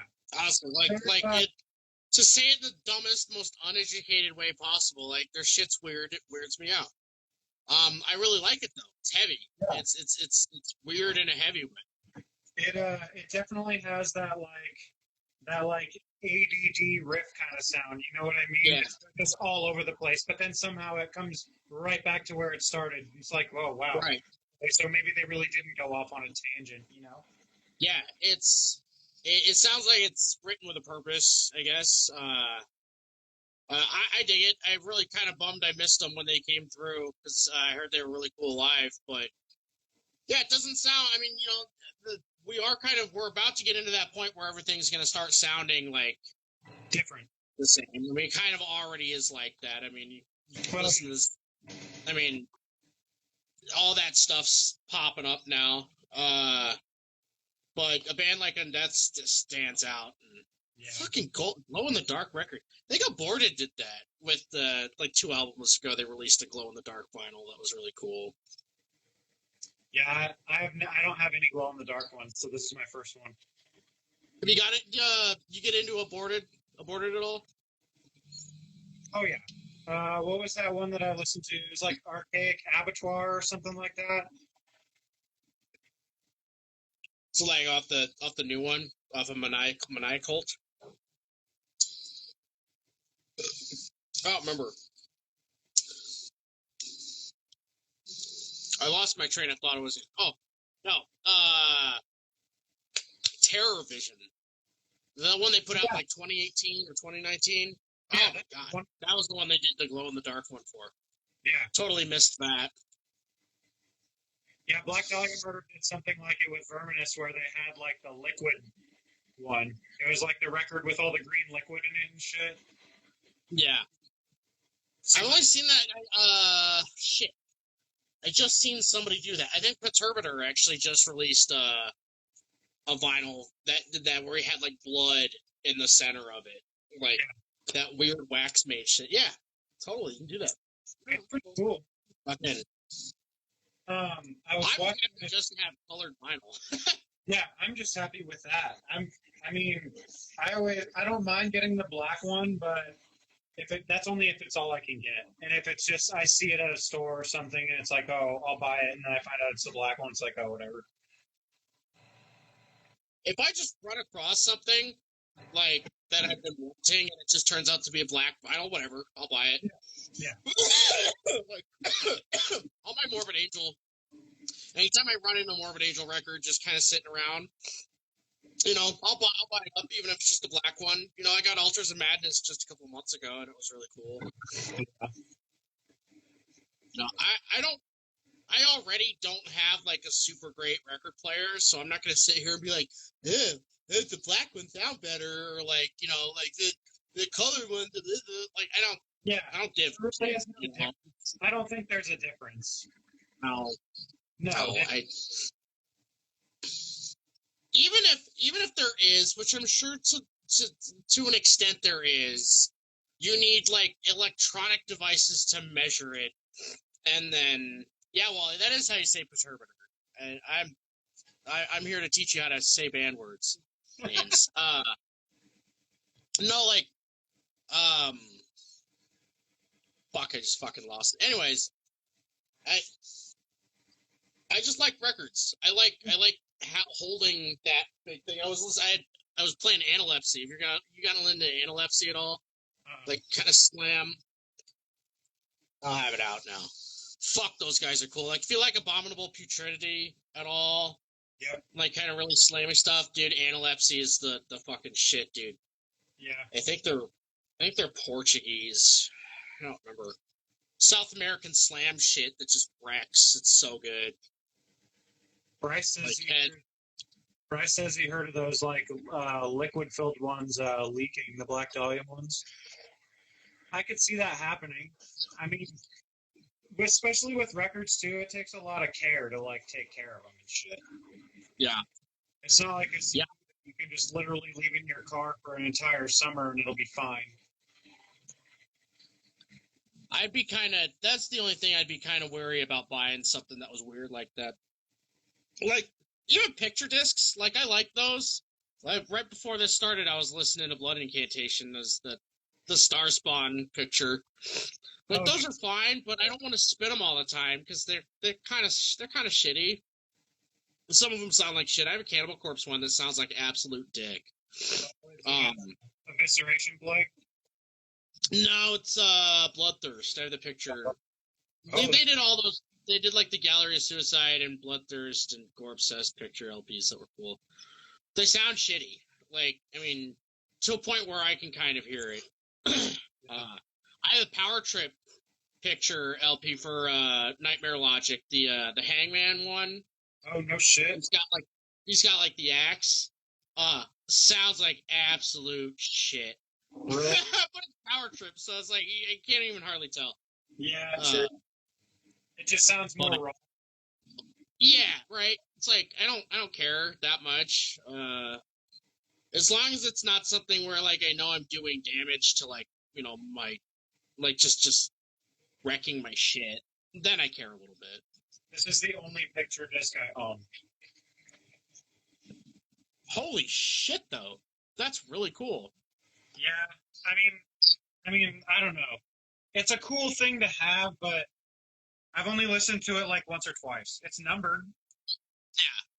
Yeah, I probably wouldn't play it that much either. But I love Decapitated is like huge. I have the Negation, the 10-inch, like, which is super weird. I don't know why they ever did that, but I love Decapitated. They're one of my favorites. Vlog's probably my favorite guitar player still.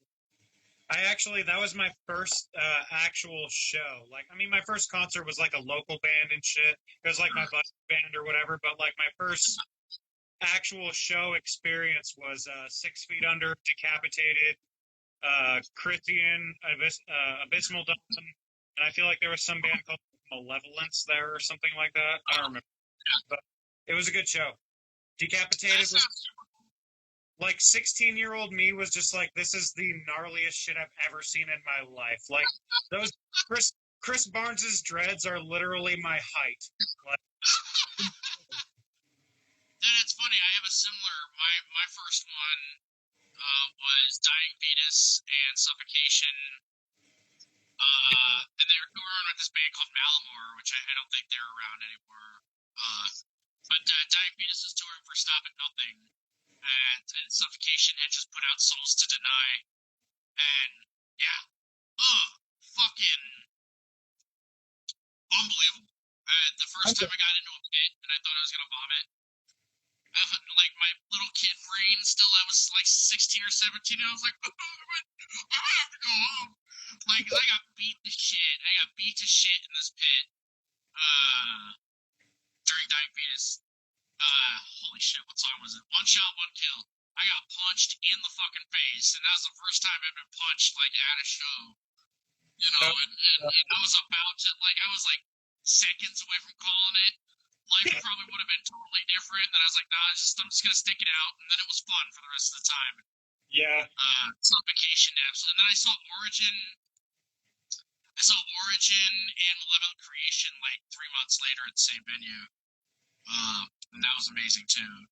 See Origin when I was like, had only been playing bass for probably like 4 years, you know, and was only just kind of aware of like Cannibal Corpse and, you know, Alex Webster and shit. And then you watch fucking Mike Flores and he's just like what the fuck? I've always loved bass players do not get enough credit, I think, especially in death metal. I don't know. I think we do now. Honestly, yes. But all around, I feel like bass players do not get enough credit, and especially when they're death metal basses. Like, Alex Webster, for sure, killer. Like, insane. Steve DiGiorgio was, like, my guy for the longest time. Like, the weird breathless shit that I just could not process.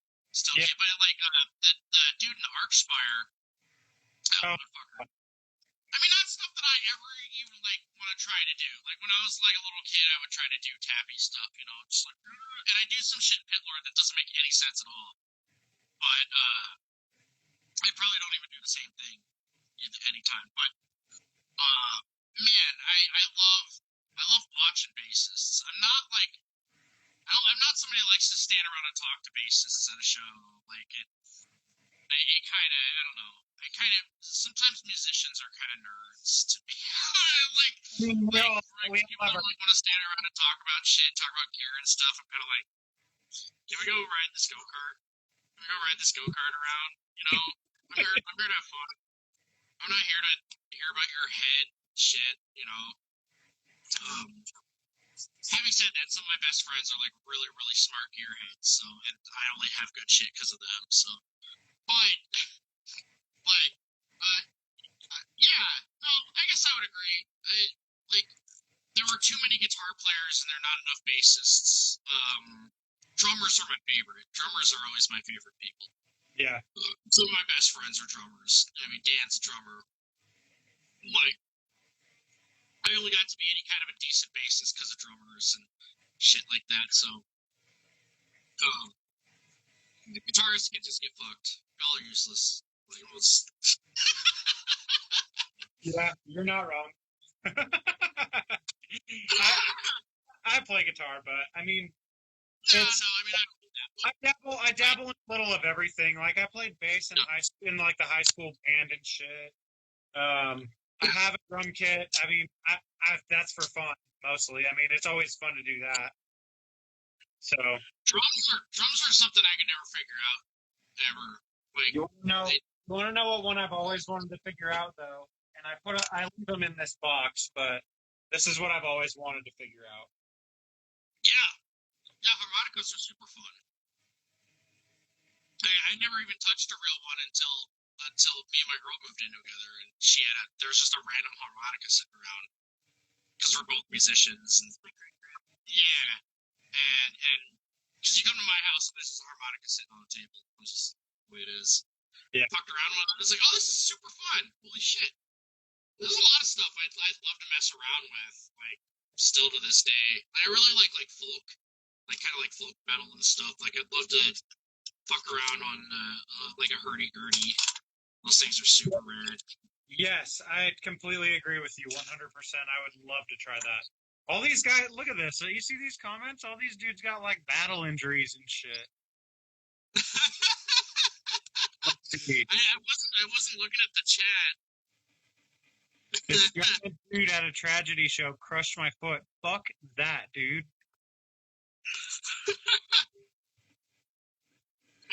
Broke my shoulder. God, Bryce. There was a guy, there was a show that happened here, I think it was when I was in high school, and this dude tried to crowd surf. And he's actually one of the guys that was in one of the local bands. I think this was like that Pig Stock tour that was happening. It was like Dimmu Borgir and like Shadows Fall and Fear Factory and all these bands. And this guy tried to crowd surf and nobody caught him and he hit the pavement and started seizing. And that's it. That's the story. I don't know what happened. I don't think he died. But I haven't been horribly injured at shows. Luckily, I also don't go to hardcore shows, so. I mean, the worst thing that ever happened to me at a show that I can think of was I broke my glasses when I was like 17. That's so funny though. That's so adorable. Were you like crawling around like I need my glasses? So I was jinkies. No, okay. So I went through a deathcore phase for a while. I was picky about it then, but I was always more of a fan of death metal. But there were some good ones I liked. Like I went to this show, and it was From the Shallows, Kill Whitney Dead, and the Tony Danza Tap Dance Extravaganza.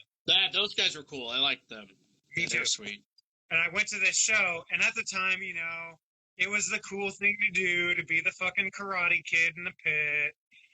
And so I was getting down, we were fucking in the pit and shit, and I would always put my glasses in my pocket. And of course, back then, the camo shorts, everyone still wears them now, every kid, bro kid had the camo shorts. It hasn't died yet. Yeah. I don't know today anymore. I do. I definitely have two. You can't live in Iowa. You can't live in Iowa and not have camo shorts. True. I mean, so I have my glasses in my pocket, and this dude just fucking bam kicks my fucking leg. I was like, oh my god, no! Like, my parents didn't even know I was at that show. I told them I was like, I told them straight up. I was like, I was at work. Like, they dropped me off there. I got picked up by a buddy. Went to this show. I started running late, and I was like, dang, they're going to wonder why I'm at work so late. Like, I got to go home. My glasses are broken and shit, and me and my buddy pull up to my work. It's, like, late at night, and my parents were behind us the whole time. They're like, fuck. Like, but it was a cool show. Totally worth it. It's totally worth it, man. Like, as long as you don't get impaled by anything, or you need to have, like, bones stapled back together, then you're okay. Yeah.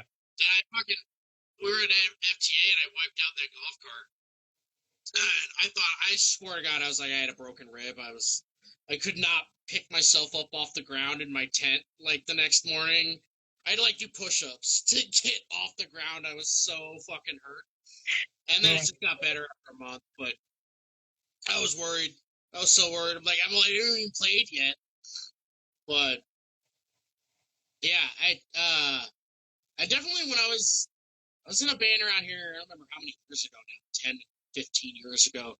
But I remember this kid getting his nose blown out. I mean, blasted at our, like, it exploded. Like, it was like fucking, what am I thinking? Quake 3. like fucking absolute nose gib. Like, exploded from, like, an elbow. And, yeah, I mean, and then he goes to blow it. The first thing you do, they're like, don't blow your nose. And then, like, the face just swells up. It was hard to watch. He was only, like 14 or 15. Oh, God. Yeah. God, that's rough, dude. I can, like, feel that as you say it. Like, I've never broken my nose. I can't imagine how fucking awful that is. God, but worst injury I've ever had was not even at a show, dude. I straight up, I'm pretty sure I've told this story before. I straight up fell off of a fence and I had to get 6 stitches in my sack. Straight up, worst injury of all time. That's the worst. That's the worst injury of all time. Like across all people. Like there's no.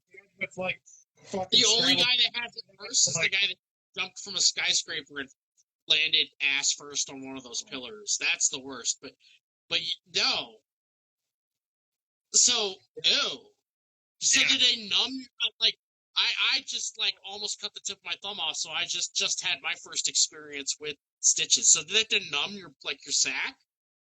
I mean, Yeah, thank like- fucking God. But Well, I mean, obviously everything works. I have a kid, so yeah, everything works out again. You know, my name can carry on, so that's good. So did you land on a fence? Like sack No. first? Basically, what happened was we had this Stitch garage. sack. Yeah, that's like the best death metal song I've ever heard. Actually, that'd be like a grind band. Yeah. So we had this door. We had this garage door on the side. You know, the side. You know, there's like a fence, garage door, and then we had a side door to the backyard, right? And it would always stick. And me being really badass when I was a little kid, I would just hop the fence and kick the fucking door open, you know, and it would be fine. So my mom did this like daycare thing, and like we would have kids from our school come. Their parents didn't get off work until later. They would just stay at our house. Well, it just happened to be this one girl from my class that day, and the back door sticks, and I'm like, oh, don't worry, girl, I got this. Fucking climb up onto the trash can like normal. Start climbing the fence, and I feel the trash can tip back and start rolling away. Well, I fell off the fence, and fucking there was this, you know how the fence closes. There's the bar, and it goes under the hook, right? Well, it was shut, and I must have hit the hook, and somehow my jeans came out unscathed, but my sack was definitely split. Oh. Brutal. Is that one of those things where it happened and you're the first thing you think is like, I can't believe this has happened. The best way I can describe a pain like that is if you were to take something like this and just light it and stick it right under your sack. Yeah. Yeah, that makes sense. I believe So I you. go to my house, and I'm in severe pain at this point. And I'm just a little kid, like, trying to process this pain. And I lay down on my stomach. Like, oh, this hurts so bad. That just made it worse. Yeah. Then I go to the bathroom. I was like, okay, time to fucking... No, I honestly, I will get to that. But I go into the bathroom, and there's just blood everywhere. I was like, oh my fucking God. I felt that feeling when you can feel your skin turn white? Yeah. Yep. It was that. It was like that. I just remember being a kid and screaming, just like, I'll never have kids. What's going to happen to me? What's going to happen? And then my mom comes in, it was super embarrassing because it basically, Bryce, what it is, it was super embarrassing because I had to go to the hospital and whatnot. That girl was still at my house. Like, I went to the hospital. My aunt had to come and get me because my parents were watching her other kids, you know? So it's like, fuck, everybody's involved in my fucking nutsack experience now. Like, Dude. went to the hospital. I sat there for 4 hours in that waiting room in Sacramento, just bleeding. Finally, they ended up getting to me, and I got 6 stitches, and I had a week out of school. And because she was there, she had known what happened. My parents had to call the school, and word had gotten to my class through my teacher and that girl that I had gotten stitches in an unfriendly place. But she wasn't lying. She was not lying about that. No. Like, No. I know what it means. Yeah, like as a little kid, yeah, a little embarrassing. But Yeah. at the same time, you're like, none of you have done this. No, yeah, no. You can wear that now.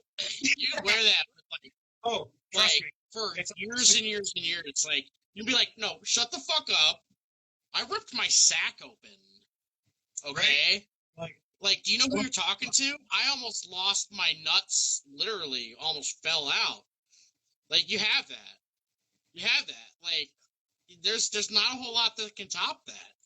Yeah, I mean, you can touch it up a little bit. It's like you have to be like World War II it. Like, I had to put my balls back in.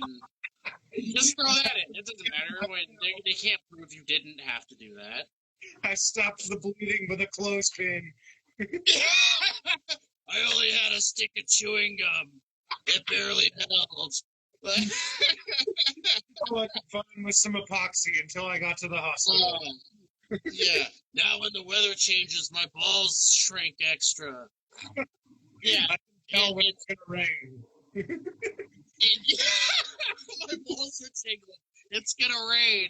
There's Storm's coming.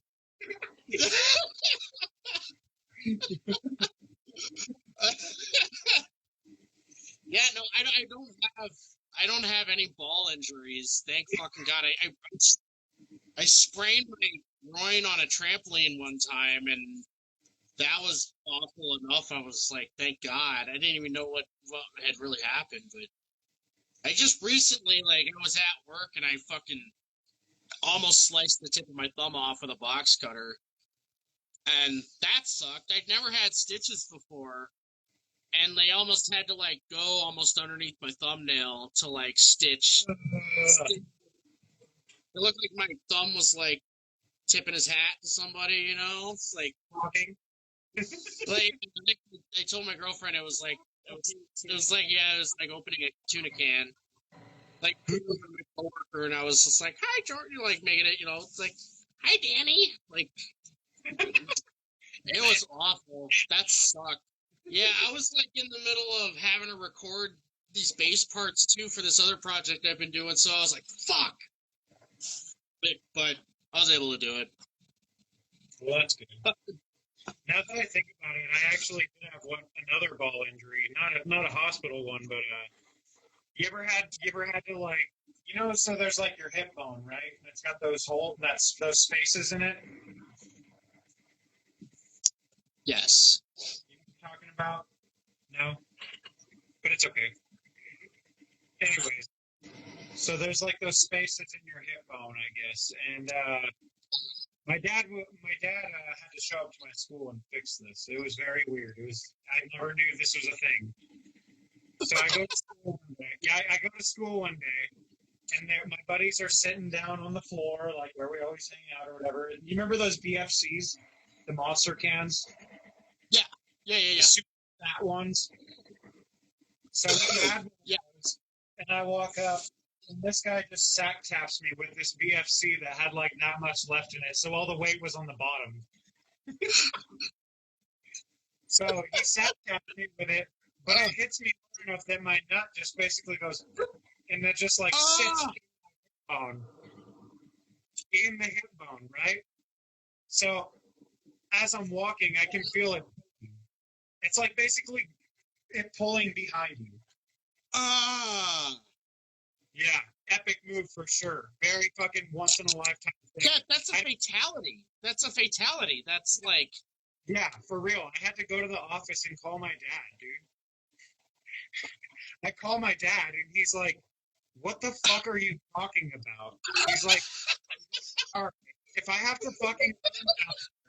He comes down there, and I tell him what happened. He's like, oh. Well, my dad was a baseball coach. So, like, yeah. They'd be fielding grounders, and a ball would bounce up. That could happen to them. So he's like, all right. Shit. And he's all, put your arms across your chest like he's going to pop my back, right? I put my arms across my chest, and he starts literally shaking me up and down like a fucking bottle of champagne, like at a Lil Wayne music video or something. And I'm so glad I didn't play sports. I'm so glad. I feel this like huge sense of relief as I can feel my nut just like go right back as I'm I didn't know that could happen. It was so I didn't weird. know that could happen. I thought like something was seriously wrong with me, and then he just comes in there and just shakes me up and down and shit, and I was like, oh, okay, cool. Like this He's happens a to bit. baseball players all the time. Yeah, Right. I guess I would totally trust that too, because yeah, they're always sliding around and shit, risking those nuts. Dude, Oh, dude, hitting the temple with a baseball bat, bro, you're lucky to be alive. Now you make me Jacob, think. that doesn't surprise me. That doesn't surprise me, honestly. Good God. I actually saw that. I saw that when I was in. I want to say I was in second grade, and a kid got hit in the forehead with an aluminum bat. Like, I don't know, our principal used to like play softball with like the fourth graders and the fifth graders, and this kid got domed. I mean, like, straight up. I mean, you would have thought it was Manhunt, like style fucking execution. This dude got domed by this fucking bat and was running around the school. The school nurse at our elementary school would spend half the day at our school and half the day at the middle school, like across town. And the nurse wasn't there, and this kid's like running around bleeding all over the fucking place like an idiot. Fucking stupid fuck. Like, it's like, but it was terrible. It was like bloody handprints all over the lockers and shit. Like a B-rated. It was. I don't know who the kid was, and I don't remember hearing about what happened, but I remember I was sitting out in the hall for something, and this fucking kid just comes running around the corner, and he's just like, blah! Just like getting shit all over the place, like an idiot, like, come on, bro, calm down. You just got your head split open. Yeah. It was rough. That was crazy. But never had anything like that. I've been super lucky. I've been pretty careful. I just twist my ankle when I get drunk because I try to jump off ledges and stuff. That being said, after those kinds of injuries, I've tried to like be as careful as I can at shows and whatnot. Obviously. Yeah. 100%, dude. I saw Cannibal Corpse in Des Moines when they were doing on that Harm's Way Cannibal Corpse Hate Eternal tour. I think I saw him right before Pat O'Brien got arrested. Right. There was like 2 weeks right before that shit happened. So I got to see Pat O'Brien with him. That was cool. And fucking. There was some motherfuckers going nuts in that pit, and I was happy to be like, nah, I'll hang out over here. I got a really cool Butcher at Birth koozie. I was like, I'm gonna hang on to my koozie and watch the show. I'm not getting in on that shit, and really? yeah, all that. I'm yeah. not trying. You talking about? Man, yeah. I don't know where it is now, but that's totally the one I had. I don't know if it moved with me. Yeah, those are like the best koozies. So good. I think that's one of the things you can get from for merch. I think I like koozies, man. Yeah, I like them. I don't really drink much anymore, so I don't use them. But for a while, I had like a drawer full of them. They're cheap to make. We've never done them yet. I wanted to do something really stupid, like do like 30-ounce koozies or something. Like tall boys. Yeah. Or something really dumb. Like bottle koozies are cool too. But you just don't have bottles that shows, so it's but yeah, I kind of have this thing anytime we do something normal like that, we have to do something's dumb about it, and it's like 30-ounce koozies would be the way we would do it. Honestly, I'm kind of thinking about getting an apron and starting like a battle apron. Oh, dude, yeah, that's what I have. Me and Dan both have battle aprons we wear live now.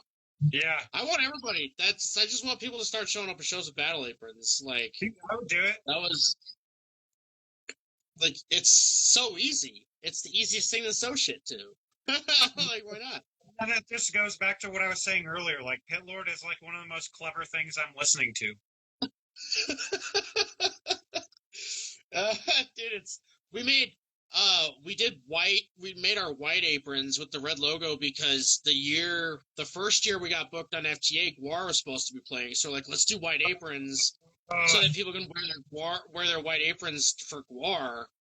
And then it didn't happen. Like, they got rolled over and GWAR didn't play. But my friend Mike, I think he lives down in Tennessee, just wore his to a GWAR show, and he sent me a picture of it. He's like, dude, my apron got GWAR'd, and I was like, fuck yeah, it was all purple.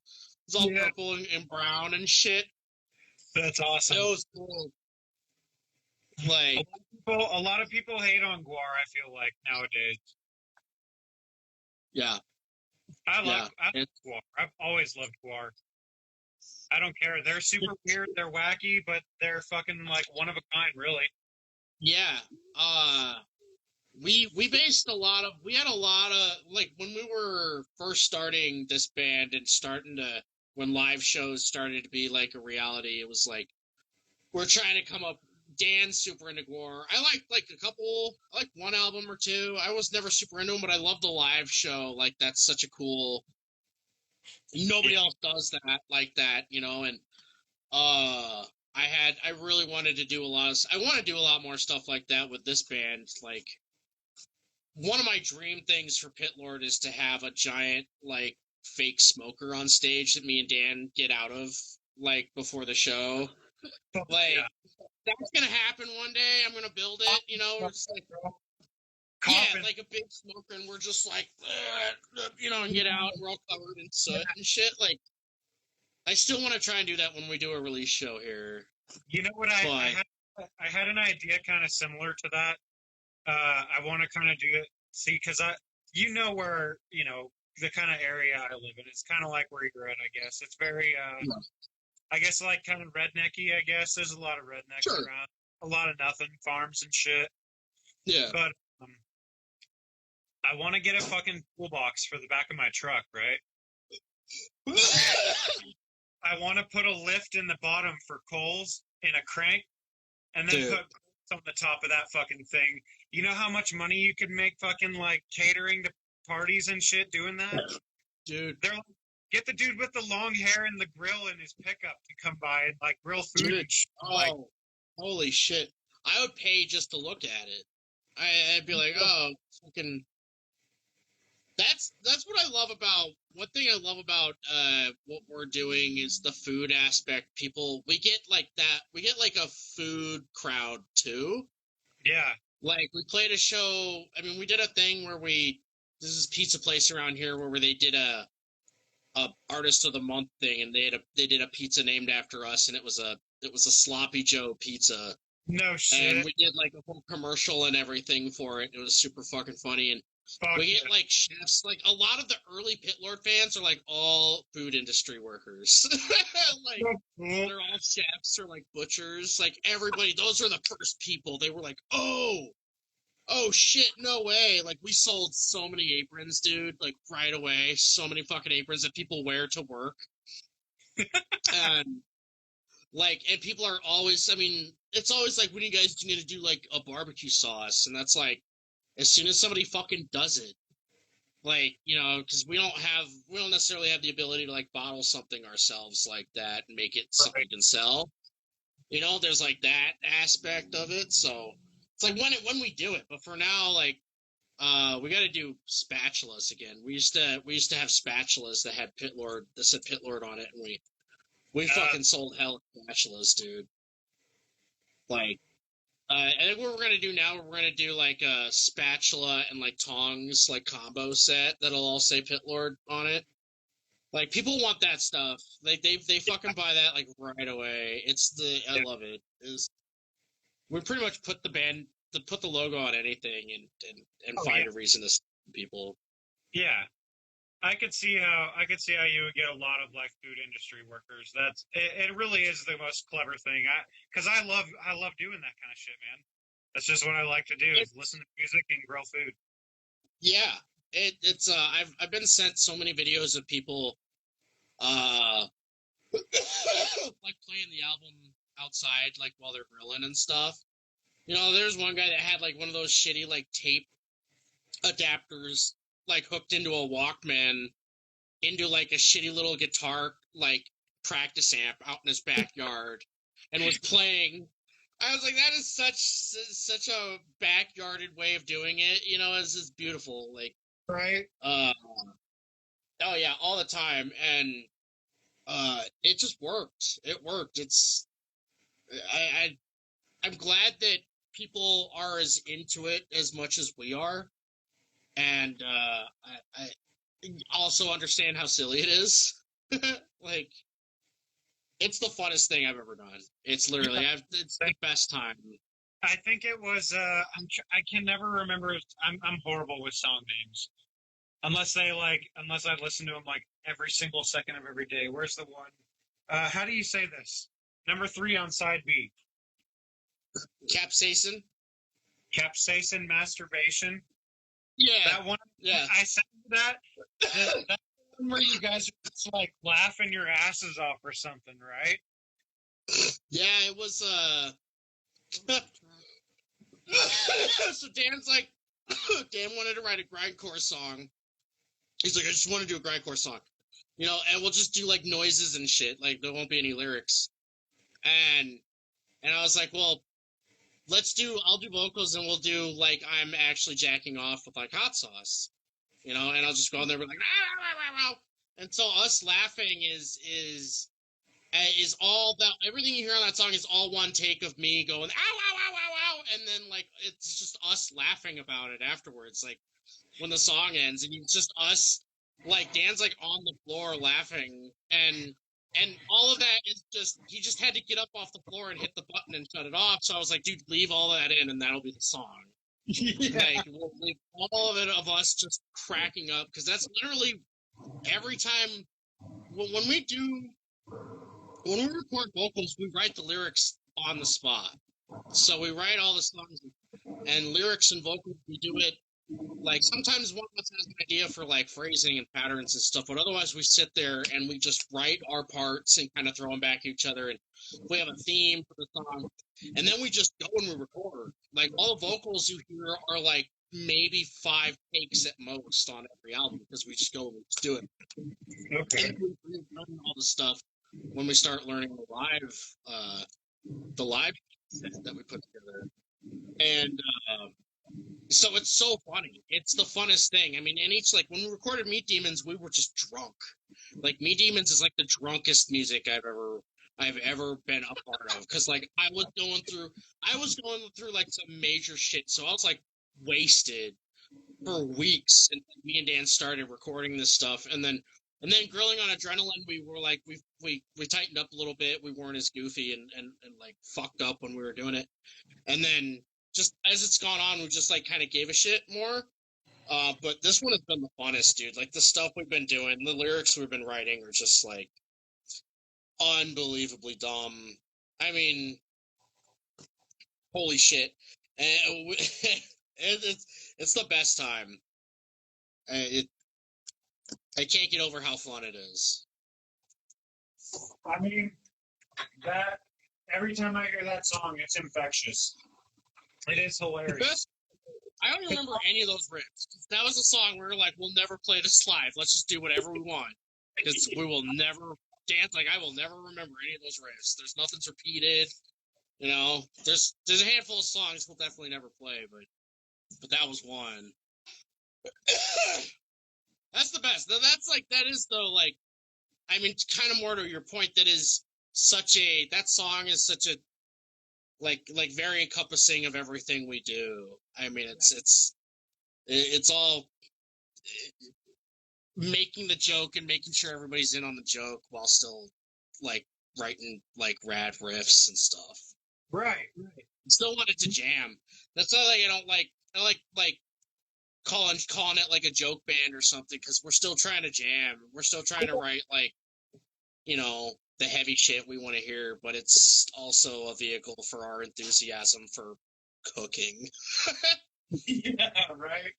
And I mean, in all reality, what goes better than a fucking, a hot day where you're just fucking grilling food and listening to metal, drinking beer outside? I mean, really nothing. Like, we did that for so long before the band happened. So it's kind of like, it was just so perfect.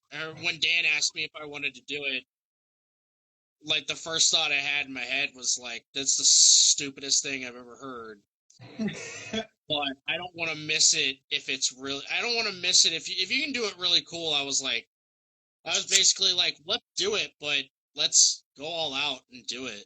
You know, it's not going to be just do as little work as possible, even though that's what was the goal anyways. You know, Right. Work smarter, not harder. yeah, and then we ended up working way harder. I mean, for a band with two guys, we have like way too much shit.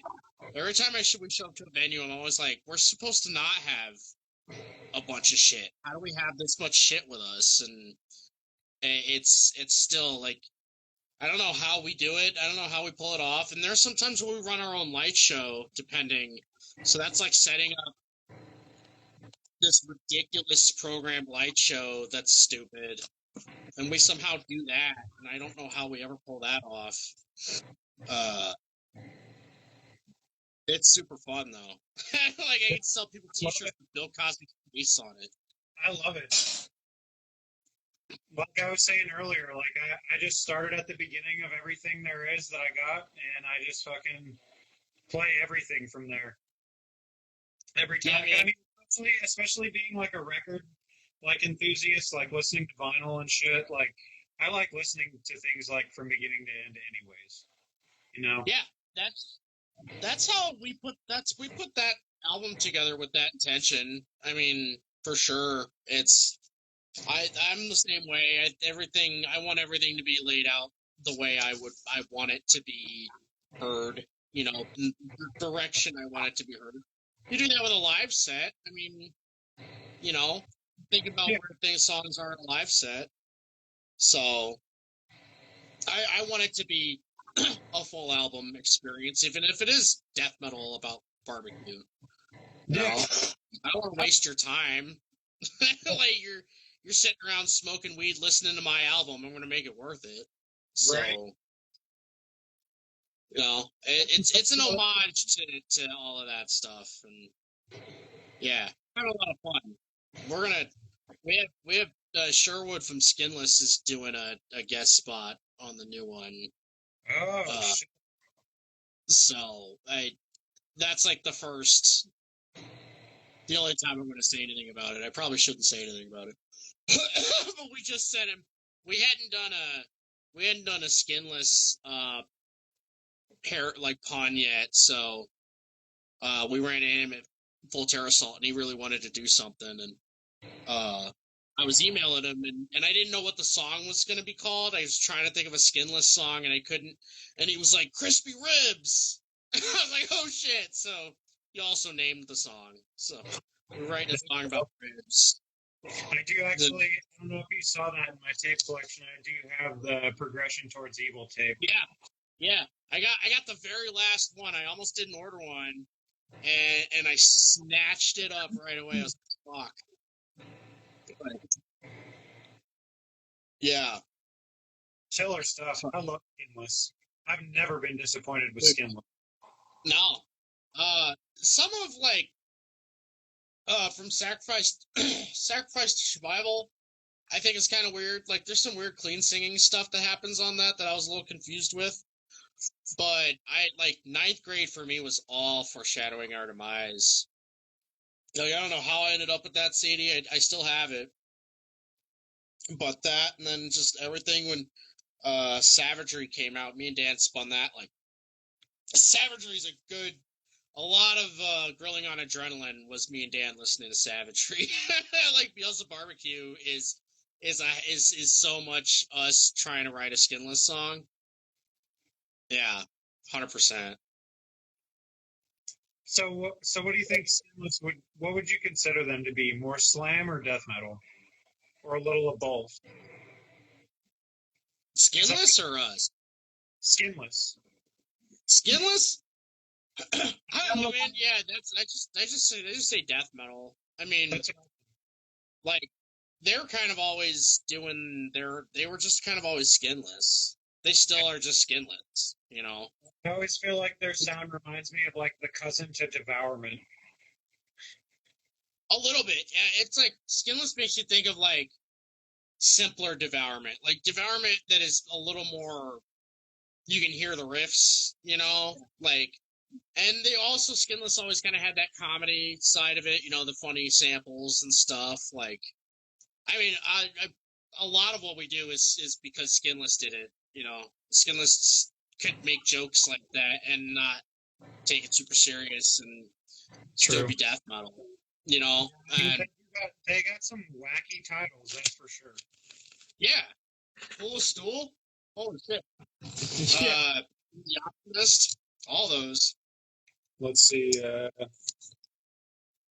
What's that one where they're talking about where the girl with no legs? Geez, I don't remember. Is it Tap on Lollipops?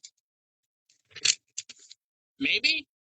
I don't know. I don't know that one lyrically super well. I have that tape. I don't know it by heart like that. Fucking other than Crispy Ribs or Crispy Kids. Yeah. Yeah. Yeah. I need to go eat now. I've had barbecue sitting here actually Well, for a minute. Well, I appreciate But taking the time to stop by, and definitely would love to have you on again anytime, man. dude, yeah, I want to start doing this more often because I see a lot of people doing it. I'm like, why am I not just? Why are we not just doing like live hangings all the time? Yeah, I mean, we can all just like we're all in the same vein. You know what I mean?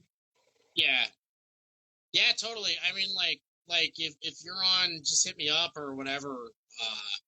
You know, and if I'm just sitting at home, I'm down. Otherwise, we'll definitely do it again, brother. Hell yeah, thanks, man. I appreciate that. Well, fucking go enjoy your fucking barbecue. The only way that I can. All right, I'm gonna eat barbecue and watch anime with my girlfriend. Hell yeah, that's what's up. All right, buddy. Hey, I'll talk to you pretty soon. Thanks. Love you. Thanks, man.